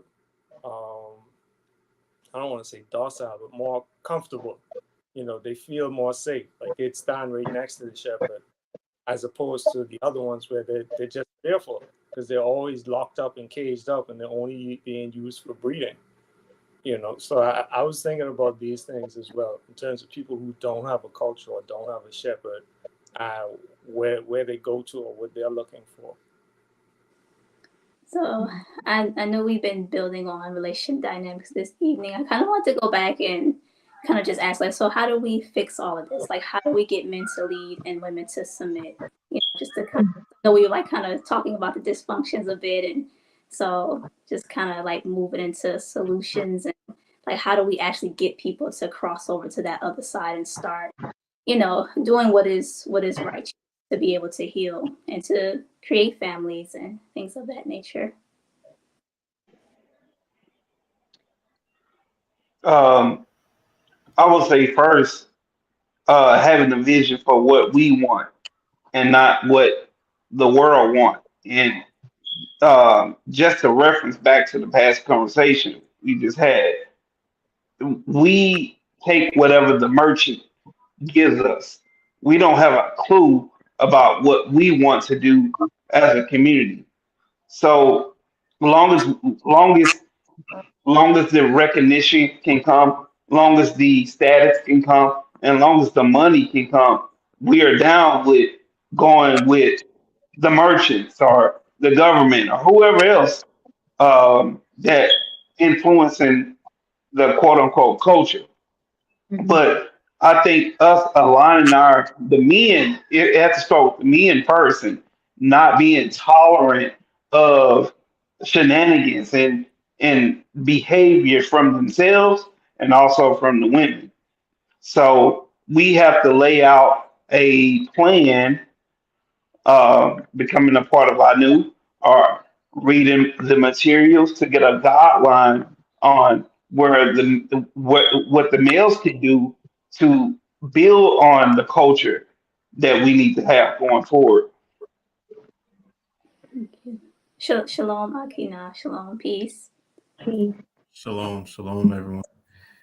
Yeah, so the question that was posed, it was asking what is the solution to getting like men and women into righteous ways of dating? Yeah, it's pretty much like, how do we get men to lead and women to actually submit? Because that seems like to be the kind of what we're speaking about, like the issues are on both sides. Well, I think that men just have to be men and stop, like Brother Chris said, stop tolerating things that are not submission. So if, as a man, you're laying down the culture, and also a part of it is like not getting into that amorous relationship and sexual relationship before you've established a culture for yourself and for your house. So if you're like, man, I'm into this culture thing, I'm into, this type of spirituality, I'm into living like this, eating like this, I want my woman to dress like this, I think you should have all of that like standardized and put together first. Be a part of a community first before you even bring a woman in, or you try to bring a woman in, because you want her to come into something structured so that she sees exactly what it is and what it isn't. Because you might try to do it where it's like, I'm gonna deal with her, and then I'm gonna try to bring her in, and then she's like, I ain't really with that, and then you're trying to like trick her into it, kind of trying to emotionally manipulate her into it, and that might not be the best way to do it. You know, instead of just like saying, okay, this is who I am, this is what I'm about. If you want to learn, I could put you on game. And, you know, you could come down this, you know, this path with me and see what this is all about, you know, giving her that choice, you know, to choose or to go. So I think it starts with that, you know, having that structure already in the beginning. And then once she's, you know, in your fold as a man, it's like you can't give her room to like go against your standards, to go against your household standards. You know, if it's like, I think someone mentioned compromise earlier. Like if you're compromising because you're afraid of how her emotions are going to be, like, you know, dang, if I say this, I just know she's going to say something. She's just going to go off, or she's going to, you know, do this or do that. Then you're not properly ruling your household. Now she's going to feel like, well, I could just use my emotions to get what I want. So now what's going to happen? You're not really going to be the head of the household. You're not the master of your house at that point. So there has to be, you know, that level of like, nah, this is what it is. This is what it's going to be. So I think that's a big part of it too. It's like, I think there was a speech by Malcolm X when he was talking about, you know, what's happening to our women. And he was talking to the men saying like, yo, we got to get the woman in line. It's up to us as the men, because they're going to go off of what we do. So if we have a code among us that says, yo, we're not dealing with women that aren't submissive. If they don't come in and listen, we're not dealing with them. And what's going to happen? Where are they going to go? Most of them want it anyway. But if you're not holding it down like that, then you don't feel like, nah, this guy is weak. I could do whatever I want here. So that's what I think. I think it starts with, you know, the men establishing a culture for themselves and then standing on that culture, you know, not losing their integrity. Yeah. If anybody didn't want to jump in, I was going to share for the woman's perspective. I was going to share from the sister's perspective. I agree with you, Akinal. You're exactly right, because it's like when you have nowhere else to go, you're going to go to the safest and the best place possible. I mean, that is how Babylon has been tricking us all this time. I'm going to create this structure to make you go where I want you to go.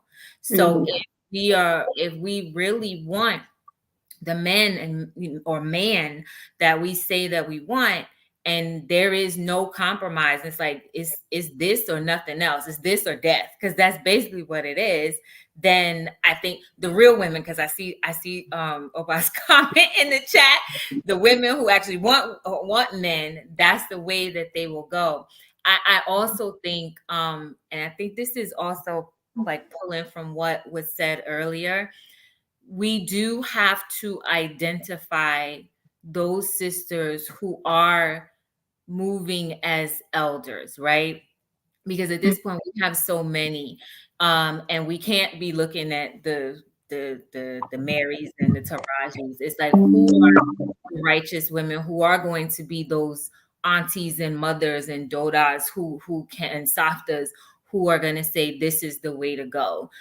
This is how you can be a Proverbs 31 woman. And because she is one herself, and not just like somebody who's on the podcast talking about Proverbs 31, you know, but an actual elder and not an older. So like, and that means like not being deceitful and being honest. There's a level of honesty within ourselves.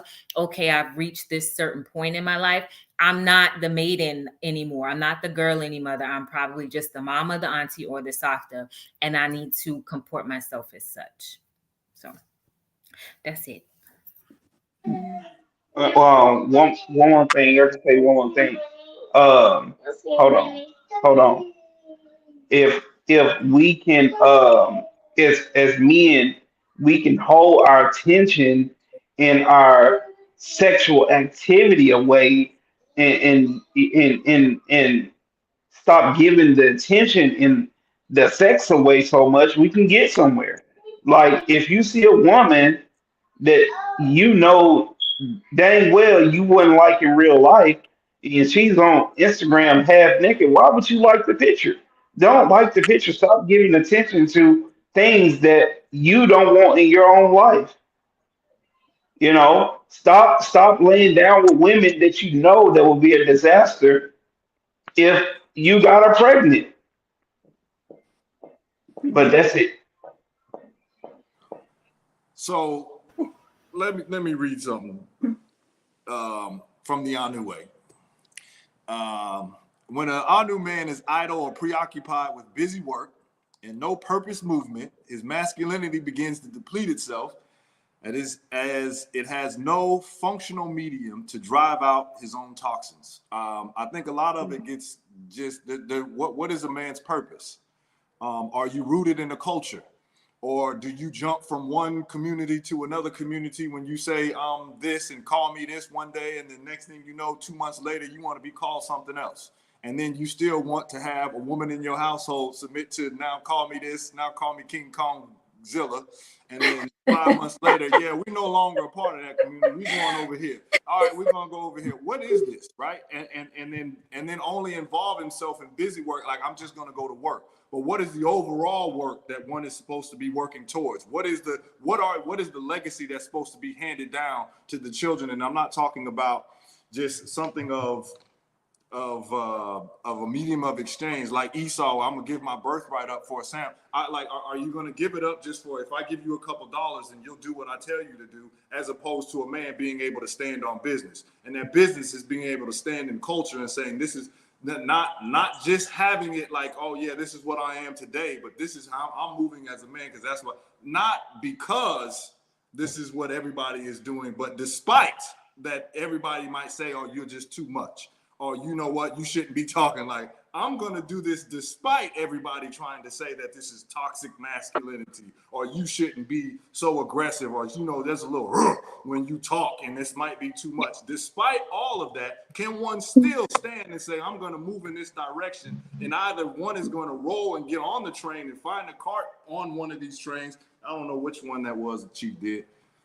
Said something about a train, but in any way, either you're going to get in the train or you're just going to get ran over by the train. And it's not until one, I mean, screw all the, yeah, we can like a picture and all of that. What are you doing though on your everyday activity? Are you building the kingdom, or are you building somebody else's kingdom? And then wondering why your woman is like, well, I'm looking to somebody else because this is what you're looking to. So I'm going to start looking to them, and they just got more power than you do. They got more, they can actually offer me some money that can pay the bills around here. So I'm going to go to this man, and I'm going to actually, he's going to be a pseudo husband. While I come, I'll listen to you. Yeah, you cool. We'll kick it and all of that. But I'm actually take my directions from the person, from the CEO, because he has more power. So I think it's just a matter of what is one giving the attention and idleness, jumping from place to place and really not having no grounded and rooted in anything, or is one standing on business day in and day out? Despite the sun doesn't care if you feel like it's hot.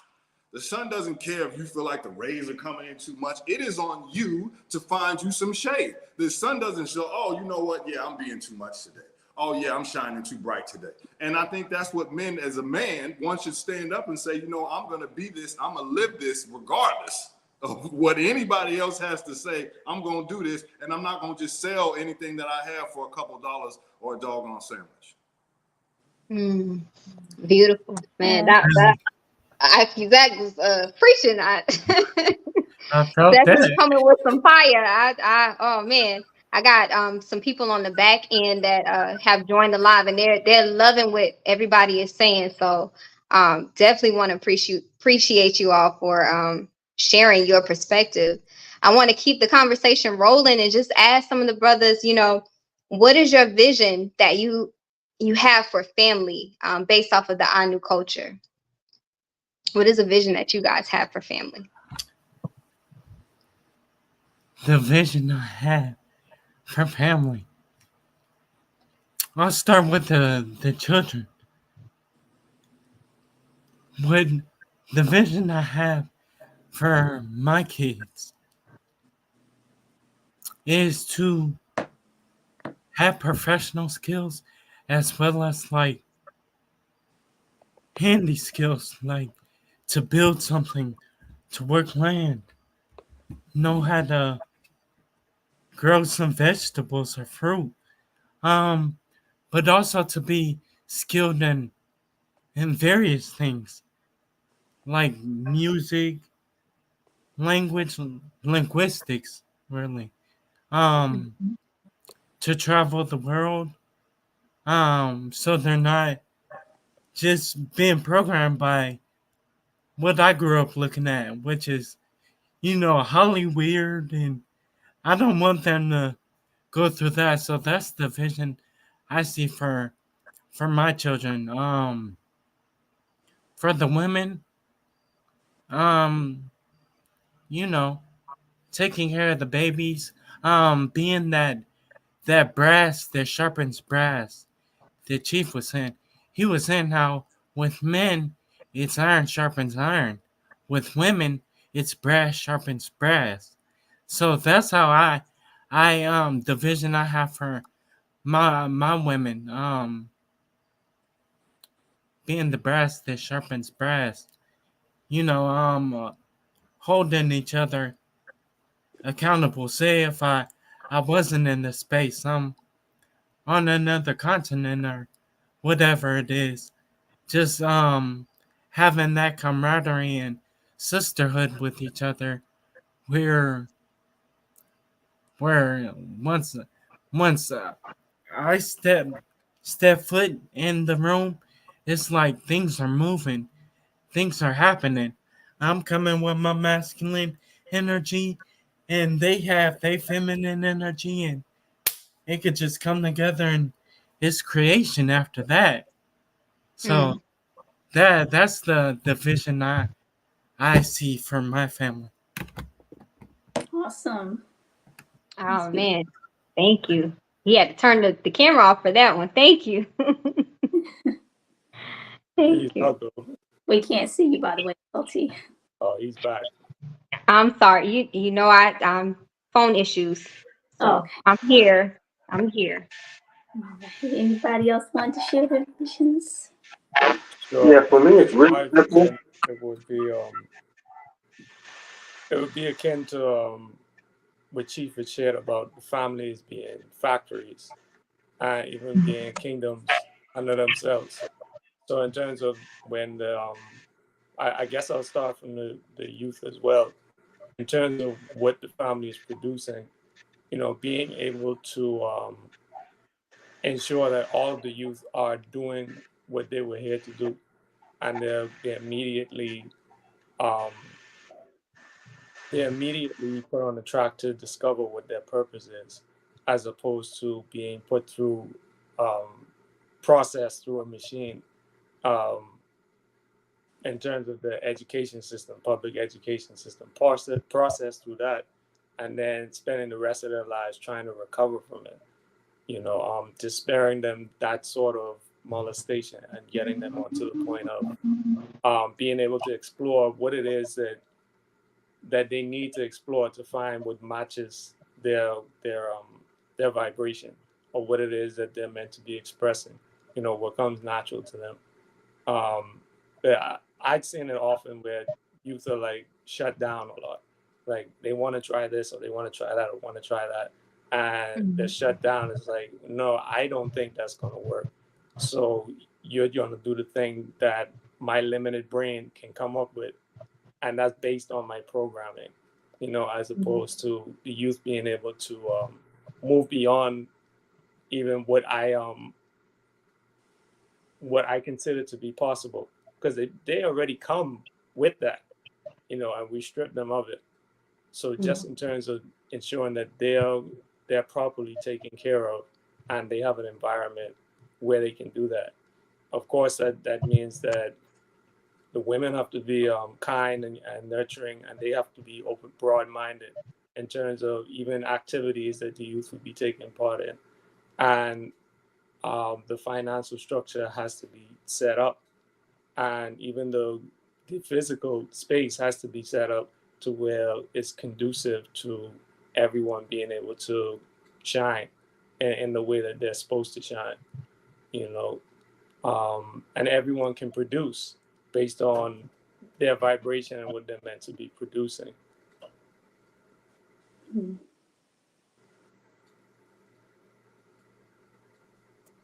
Thank you for sharing.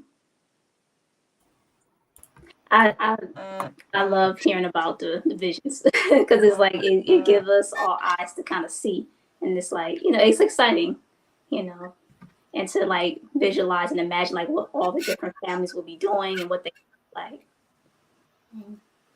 So if I could, can I answer your question from before? Your question about solutions. What are the solutions when it comes to relationships between a man and woman? I don't remember. I don't remember. I thought you had asked that question. I did, but I don't remember if you answered it. I didn't. Oh, okay. You said you wanted to? Yeah, to answer, if that's okay. Yeah, so first I'm I'm start with the men, because that's where it starts. So honesty and confrontation. I think that's really what it takes. Like sometimes, like as we know in our brotherhood within our new, sometimes my brother's gonna have to get up in my chest about certain issues and address some stuff. If I'm not operating up to par, like, hey, what's going on with you? All that type of stuff. So, honesty and confrontation. And I'll just say this. I know, just because I know it was touched on a lot about, like, with the women, we got to stop, compromising when it comes to women, which I definitely agree with. And those are good points. But I think it starts before that. We have to recognize if we are a man or male. Males are born, men are made through character development. And I think a lot of times that a lot of people be like, well, I'm 25, so I'm a man. Not necessarily. Not necessarily. So I think a lot it takes the man or the male to go through that introspection. And once you go through that introspection, that's when the honesty and confrontation come up. Like if you are with a woman in a relationship, it's past the courting stage. Now you gotta be honest, call stuff out when you see it. Don't just let stuff slide under the radar, and don't be afraid to don't be afraid to confront her, because I think that's where a lot of these dudes let the female get leverage on them.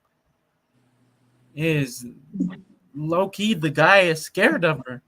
He don't want to confront certain things, and when she see that, now it's just like, okay, now I could play on his emotions, using my emotions, and ultimately control him.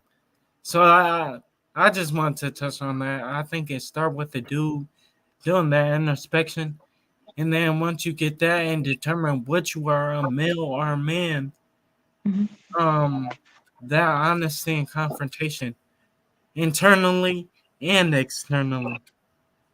That's my Absolutely. No, I thank you, Aki Isaiah. What you said when you spoke about deciding whether you're a male or a man, it kind of took me into the direction of patriarch, and how important that having that piece, that patriarchal, is important when you're talking about tribe and establishing a tribe. And I wanted to just kind of lead into a question and ask you guys. What are you guys interpreting, or how are you interpreting the messages that Master has been given when it comes to tribal, having a tribal mindset? And how are you interpreting that when it comes to mating?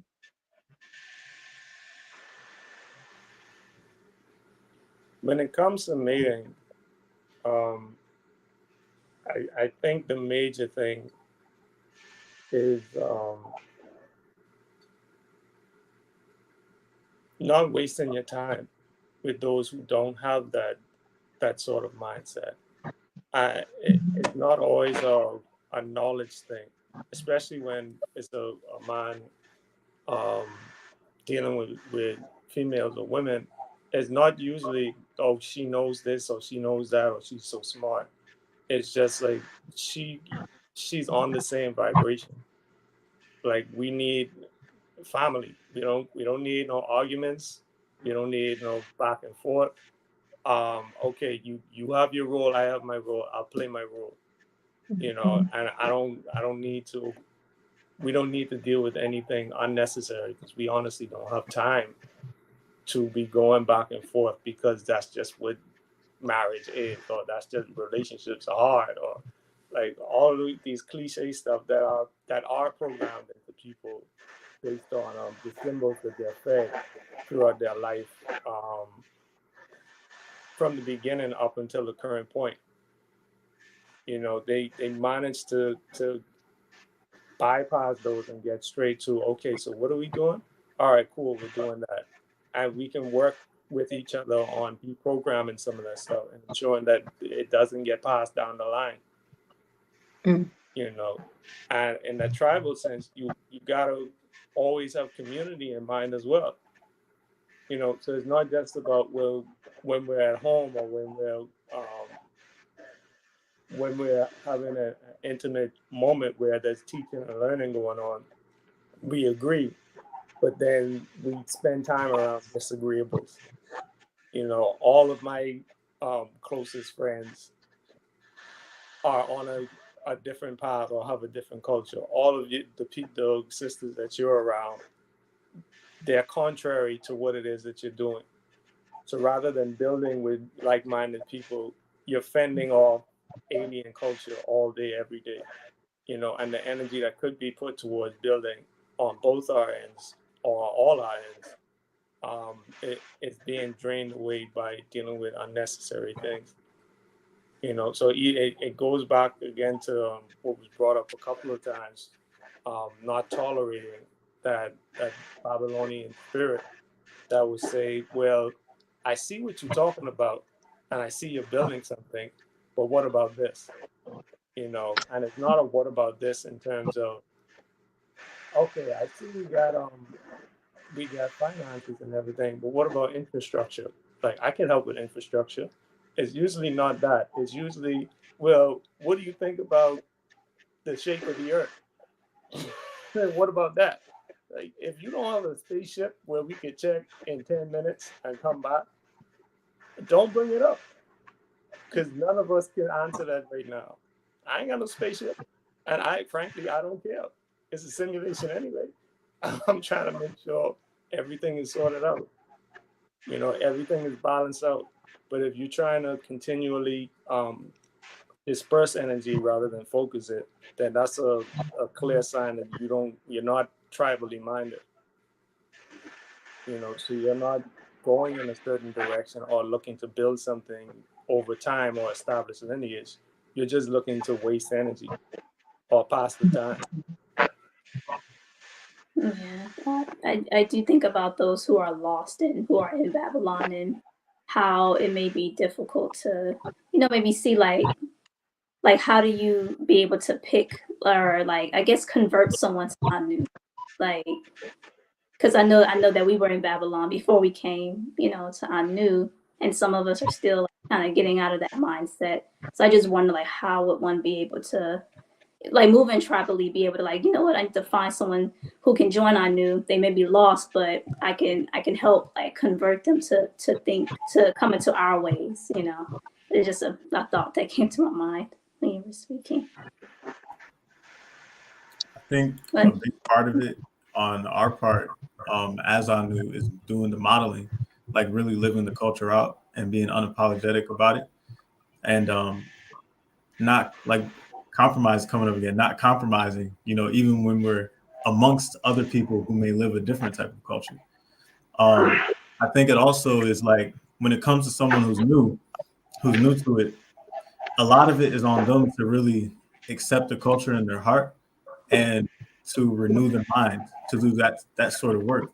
Because if they're going from Babylonian culture to Anu culture, righteous culture, Israelite culture, then they're going to be shedding a lot of their old ways. Maybe, they like to go out and drink a lot, or, they like to wear a lot of makeup, or whatever it is. There's a lot of things that people have these attachments to, these emotional attachments to, that it may be hard at first for them to kind of get over, but it takes them really looking at it and being like, nah, this is the culture that I want to live. Like, let me really lean into it instead of fighting against the things that I don't feel like I agree with right now. I don't really feel like I need to do all that. Like, instead of trying to fight against it, like, lean into it, like, really accept it. Nah, I'm going to live this full thing out. I'm going to really be this. Like, I think a lot of it has to do with somebody really saying, nah, like Yahushua said, you got to come as a baby. Like, you gotta come and be born again. Like, you can't come with everything that you had in Babylon. You got to come ready to be remade and reformed. So I think a big part of it is like someone coming in and being like, nah, I'm stripping away everything. I don't know anything. Whatever I feel, I know a lot of my feelings is going to be off. It is what it is. I'm going to accept this and I'm going to live this out. So I think for us, really like us doing that, us showing that level of dedication so that someone has something to look at and be like, wow, they're really on it.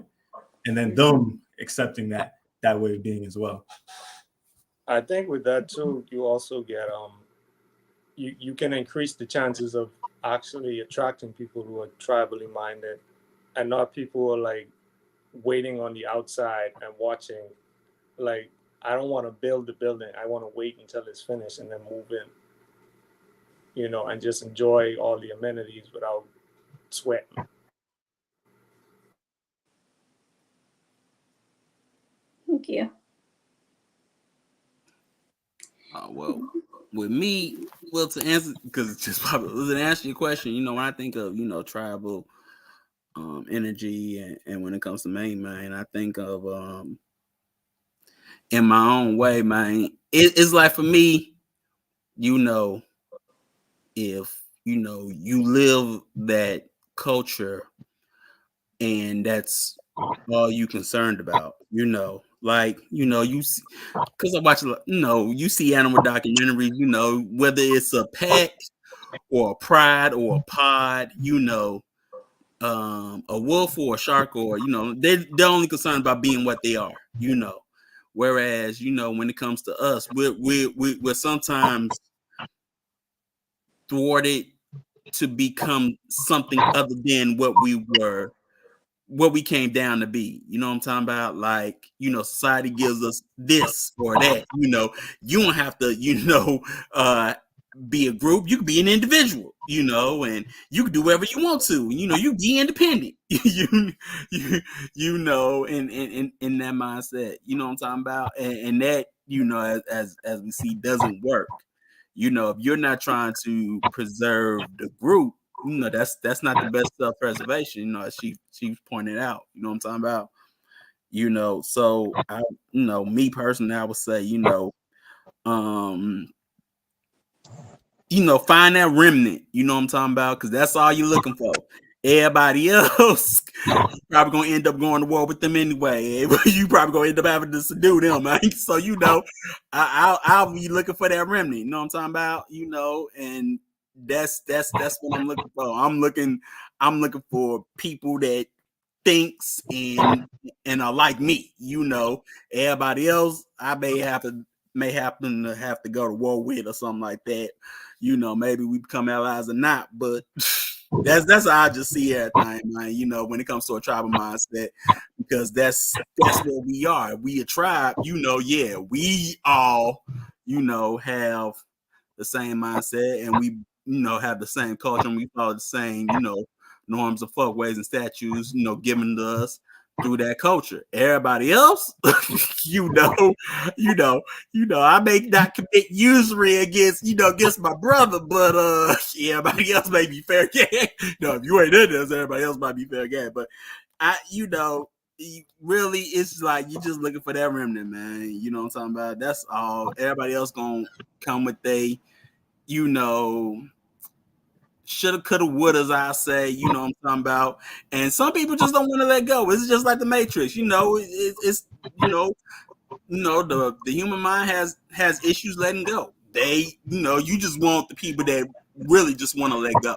They don't want it. They don't want this no more. They don't want to be in Mizraim and Babylon and all that. They want to go someplace else. That's who you want. You know what I'm talking about? So that's it. I'm done, man. Yeah. I think to answer the question, like how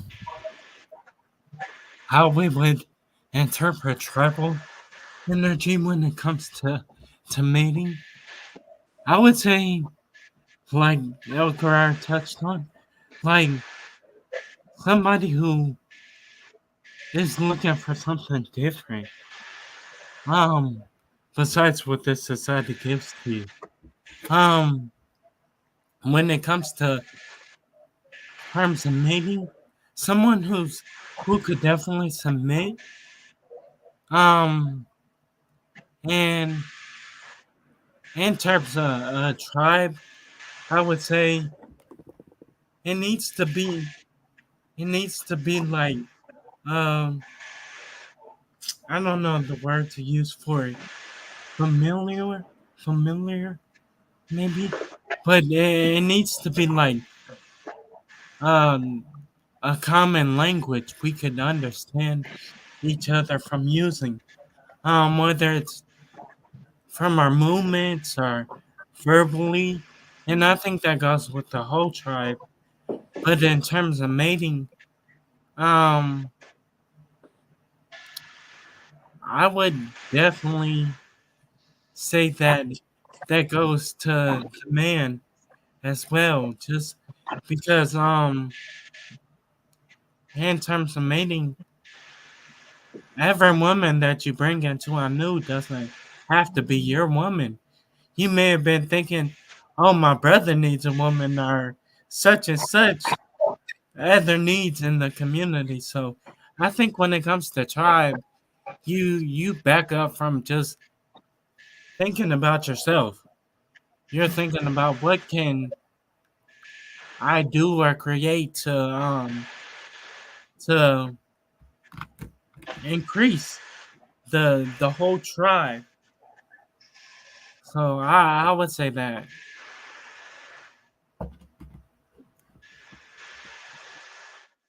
That. I think when we're talking about the situation of the tribe, can you hear me? Can anybody hear me? Yes, can.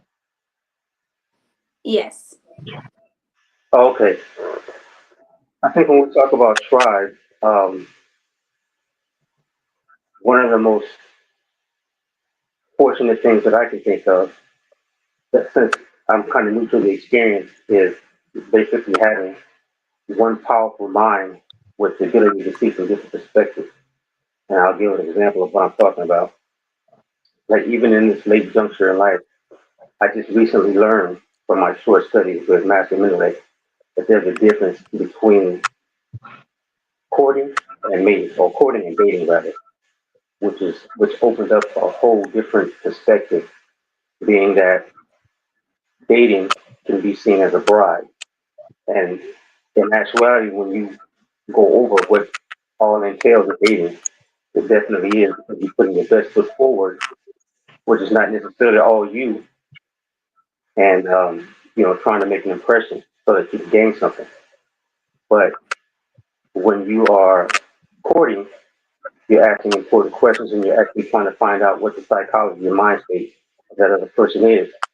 And even if you can't do it alone, or if you can't do it proficiently alone, if you are involved in a tribe, you unfortunately, and just my studies with Master Miller, my vision has been opened up to that degree. So imagine if I need more help, I can get on a call and I can call on Aki Isaiah, Aki Nile, Aki Zek, Aki El Karar, and try to find out the questions that I need to ask a prospective mate, what I need, or if I'm going through the right procedure in doing so. To me, that one representative power of being involved in a tribe, especially one who understands from the proper perspective of bringing you closer to your divinity, such as I mean. So that's my perspective.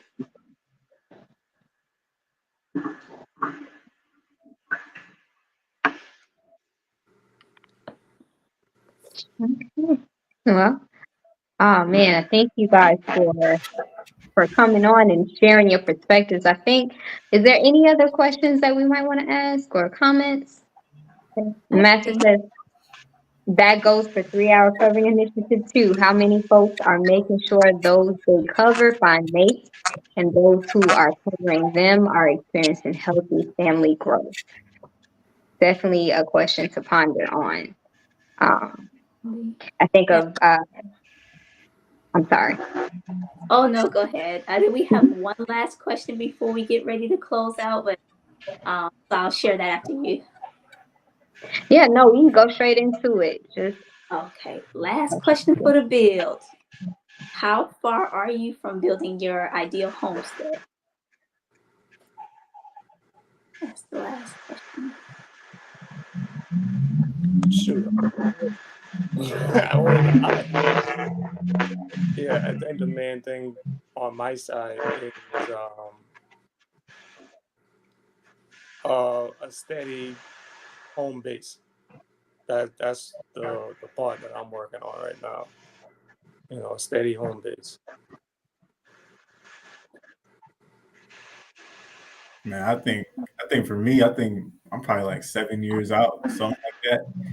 Like I'm thinking ahead. I'm thinking about land. I'm thinking about, acquiring resources and wealth building and stuff like that. So, I'm like in the process of obviously courting and, bringing women into my house. But the ideal homestead would definitely be, it's more in the future. A lot of it, I'm seeing it, I'm seeing how it's going to be, and I'm experiencing different dynamics right now, just in terms of maybe issues that come up or how to deal with certain dynamics, with people, or how to deal with certain even courtship dynamics and things that may come up just during the courtship. So I think the ideal homestead will definitely come after a good amount of experience. Yeah.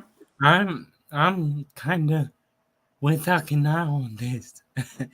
not in terms of 7 years out.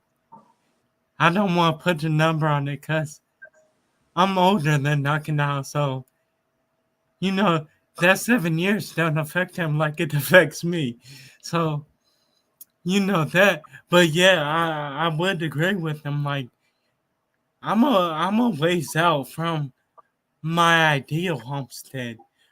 I'm looking at land. Once I have that land, knowing what I'm gonna build on that land, I want to have my gardening skills up so I could cultivate the land.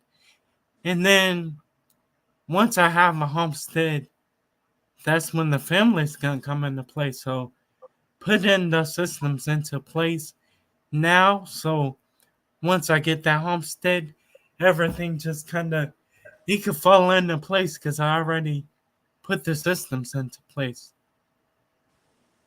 So yeah. Peace. I just wanted to call, thank you, Aki Isaiah. I want to call attention to Master's question, and I believe that was directed to Aki now. So until you are able to build your ideal homestead, will you abstain from relationships / sex, or is there another solution? Yeah, the solution is we just build towards it. It may not be when I think ideal, I think of like everything that maybe I desire or want. So all that is not going to come overnight, but I can build towards it. So I can be who I need to be right now for that time. I could build myself, in terms of my skills, in terms of how I handle relationships, in terms of how I run a homestead. I can build all that now and learn and just keep applying knowledge, keep building my wisdom up and eventually it will become that vision. Like that vision will manifest itself into the outer reality. So I wouldn't say that you necessarily need to abstain, or I wouldn't necessarily abstain, but I would just build towards that ideal homestead. I would definitely agree to answer Chief's question, like building towards that. So I might not have the ideal homestead yet, but there still needs to be movement on my part, because the homestead is just one aspect. Once I have that, there gotta be other stuff. How far are you from it? From my ideal homestead, quite a ways away. There still needs to be some things put into place before I could get that ideal homestead. So yeah, I hope that answered your question, Chief. Since he said the question was directed towards everyone, I think as women, if a woman is not mated, she should abstain from relationship sex, and the only thing she should be doing is trying to put in for a courtship. But she shouldn't be dating or messing around with other men. She should be preparing herself to be a wife. Quite a way.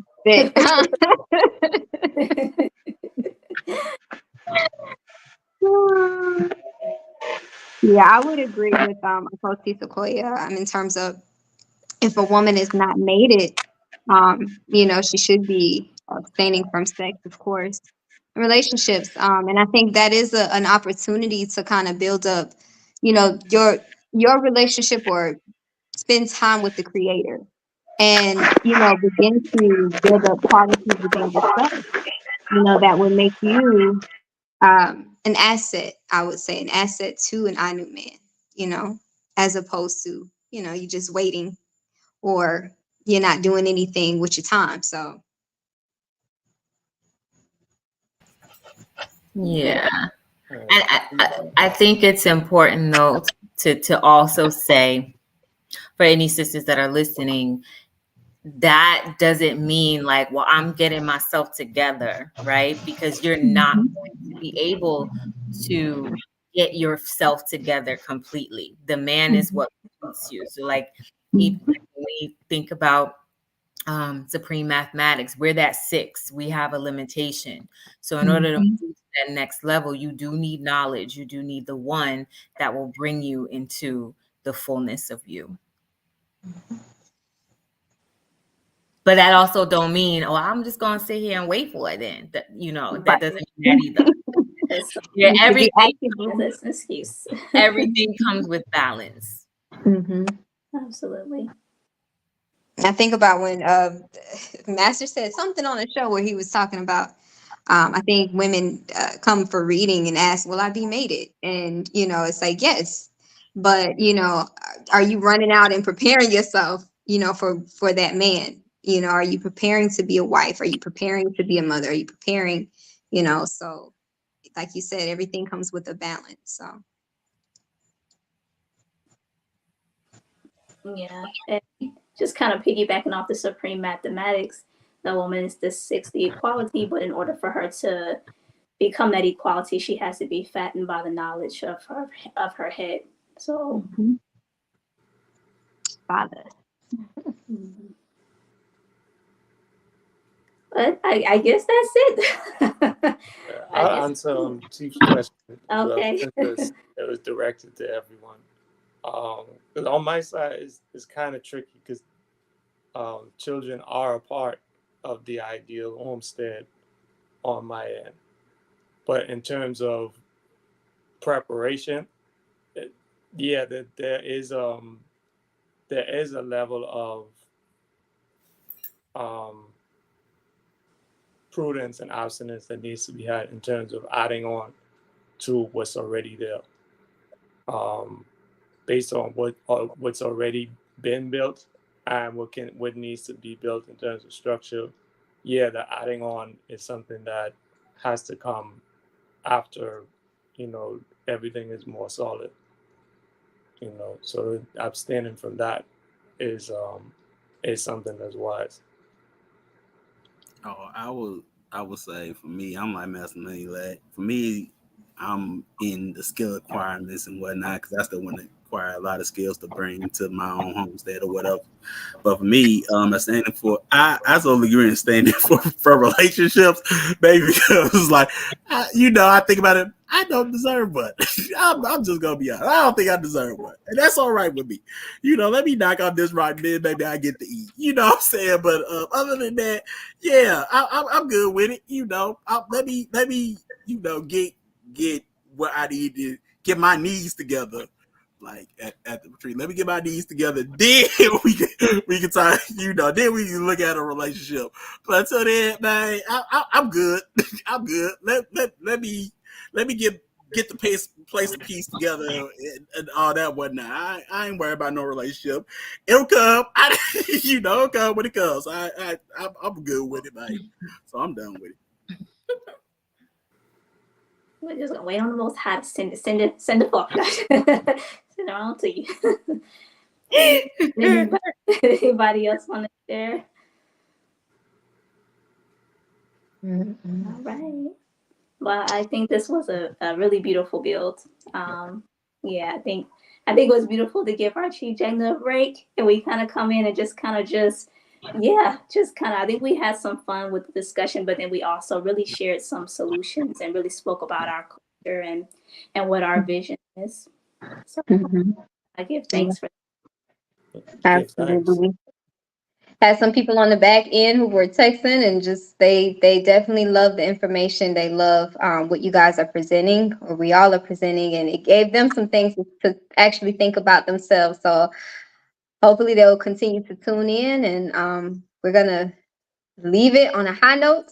Thank you guys for joining us. Tomorrow's Sabbath message will be postponed. We won't be doing a Sabbath message. We're going to be resting, but we'll be back on the 30th. That's the following Sabbath. And Master will be delivering a beautiful Sabbath message once again. We have, what else going on? Do we have anything going on? Yes, Okoti Yafe.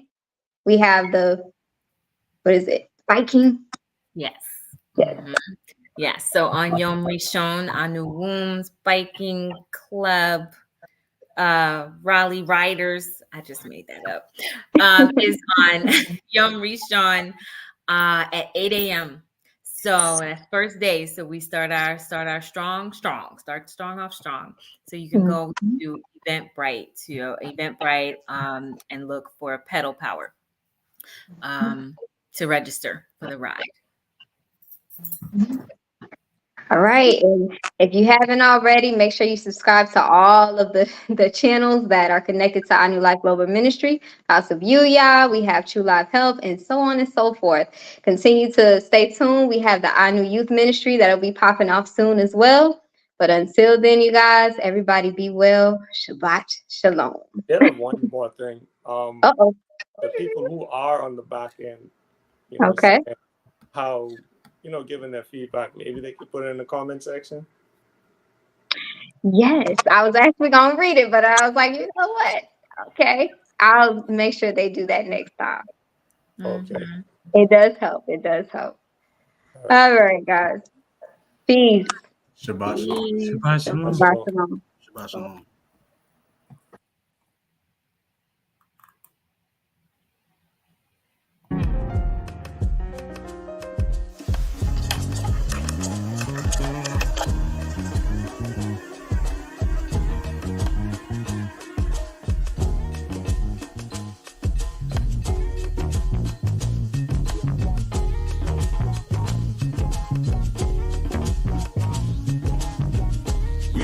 Your people, original people. They go west, they go east, they go north, they go south.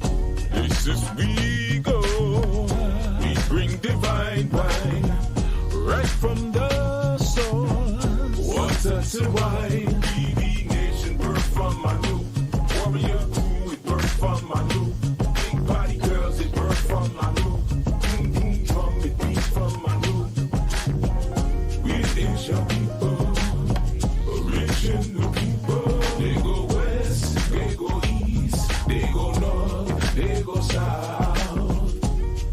Where are my people? Right here. My beautiful people. Right here. Ancient of days. Right here. Faces engraved. Right here. Birth from the spirit. Right here. Just here for a minute. Right here. Moon from a cloud. Right here. Sing it out loud. Oh.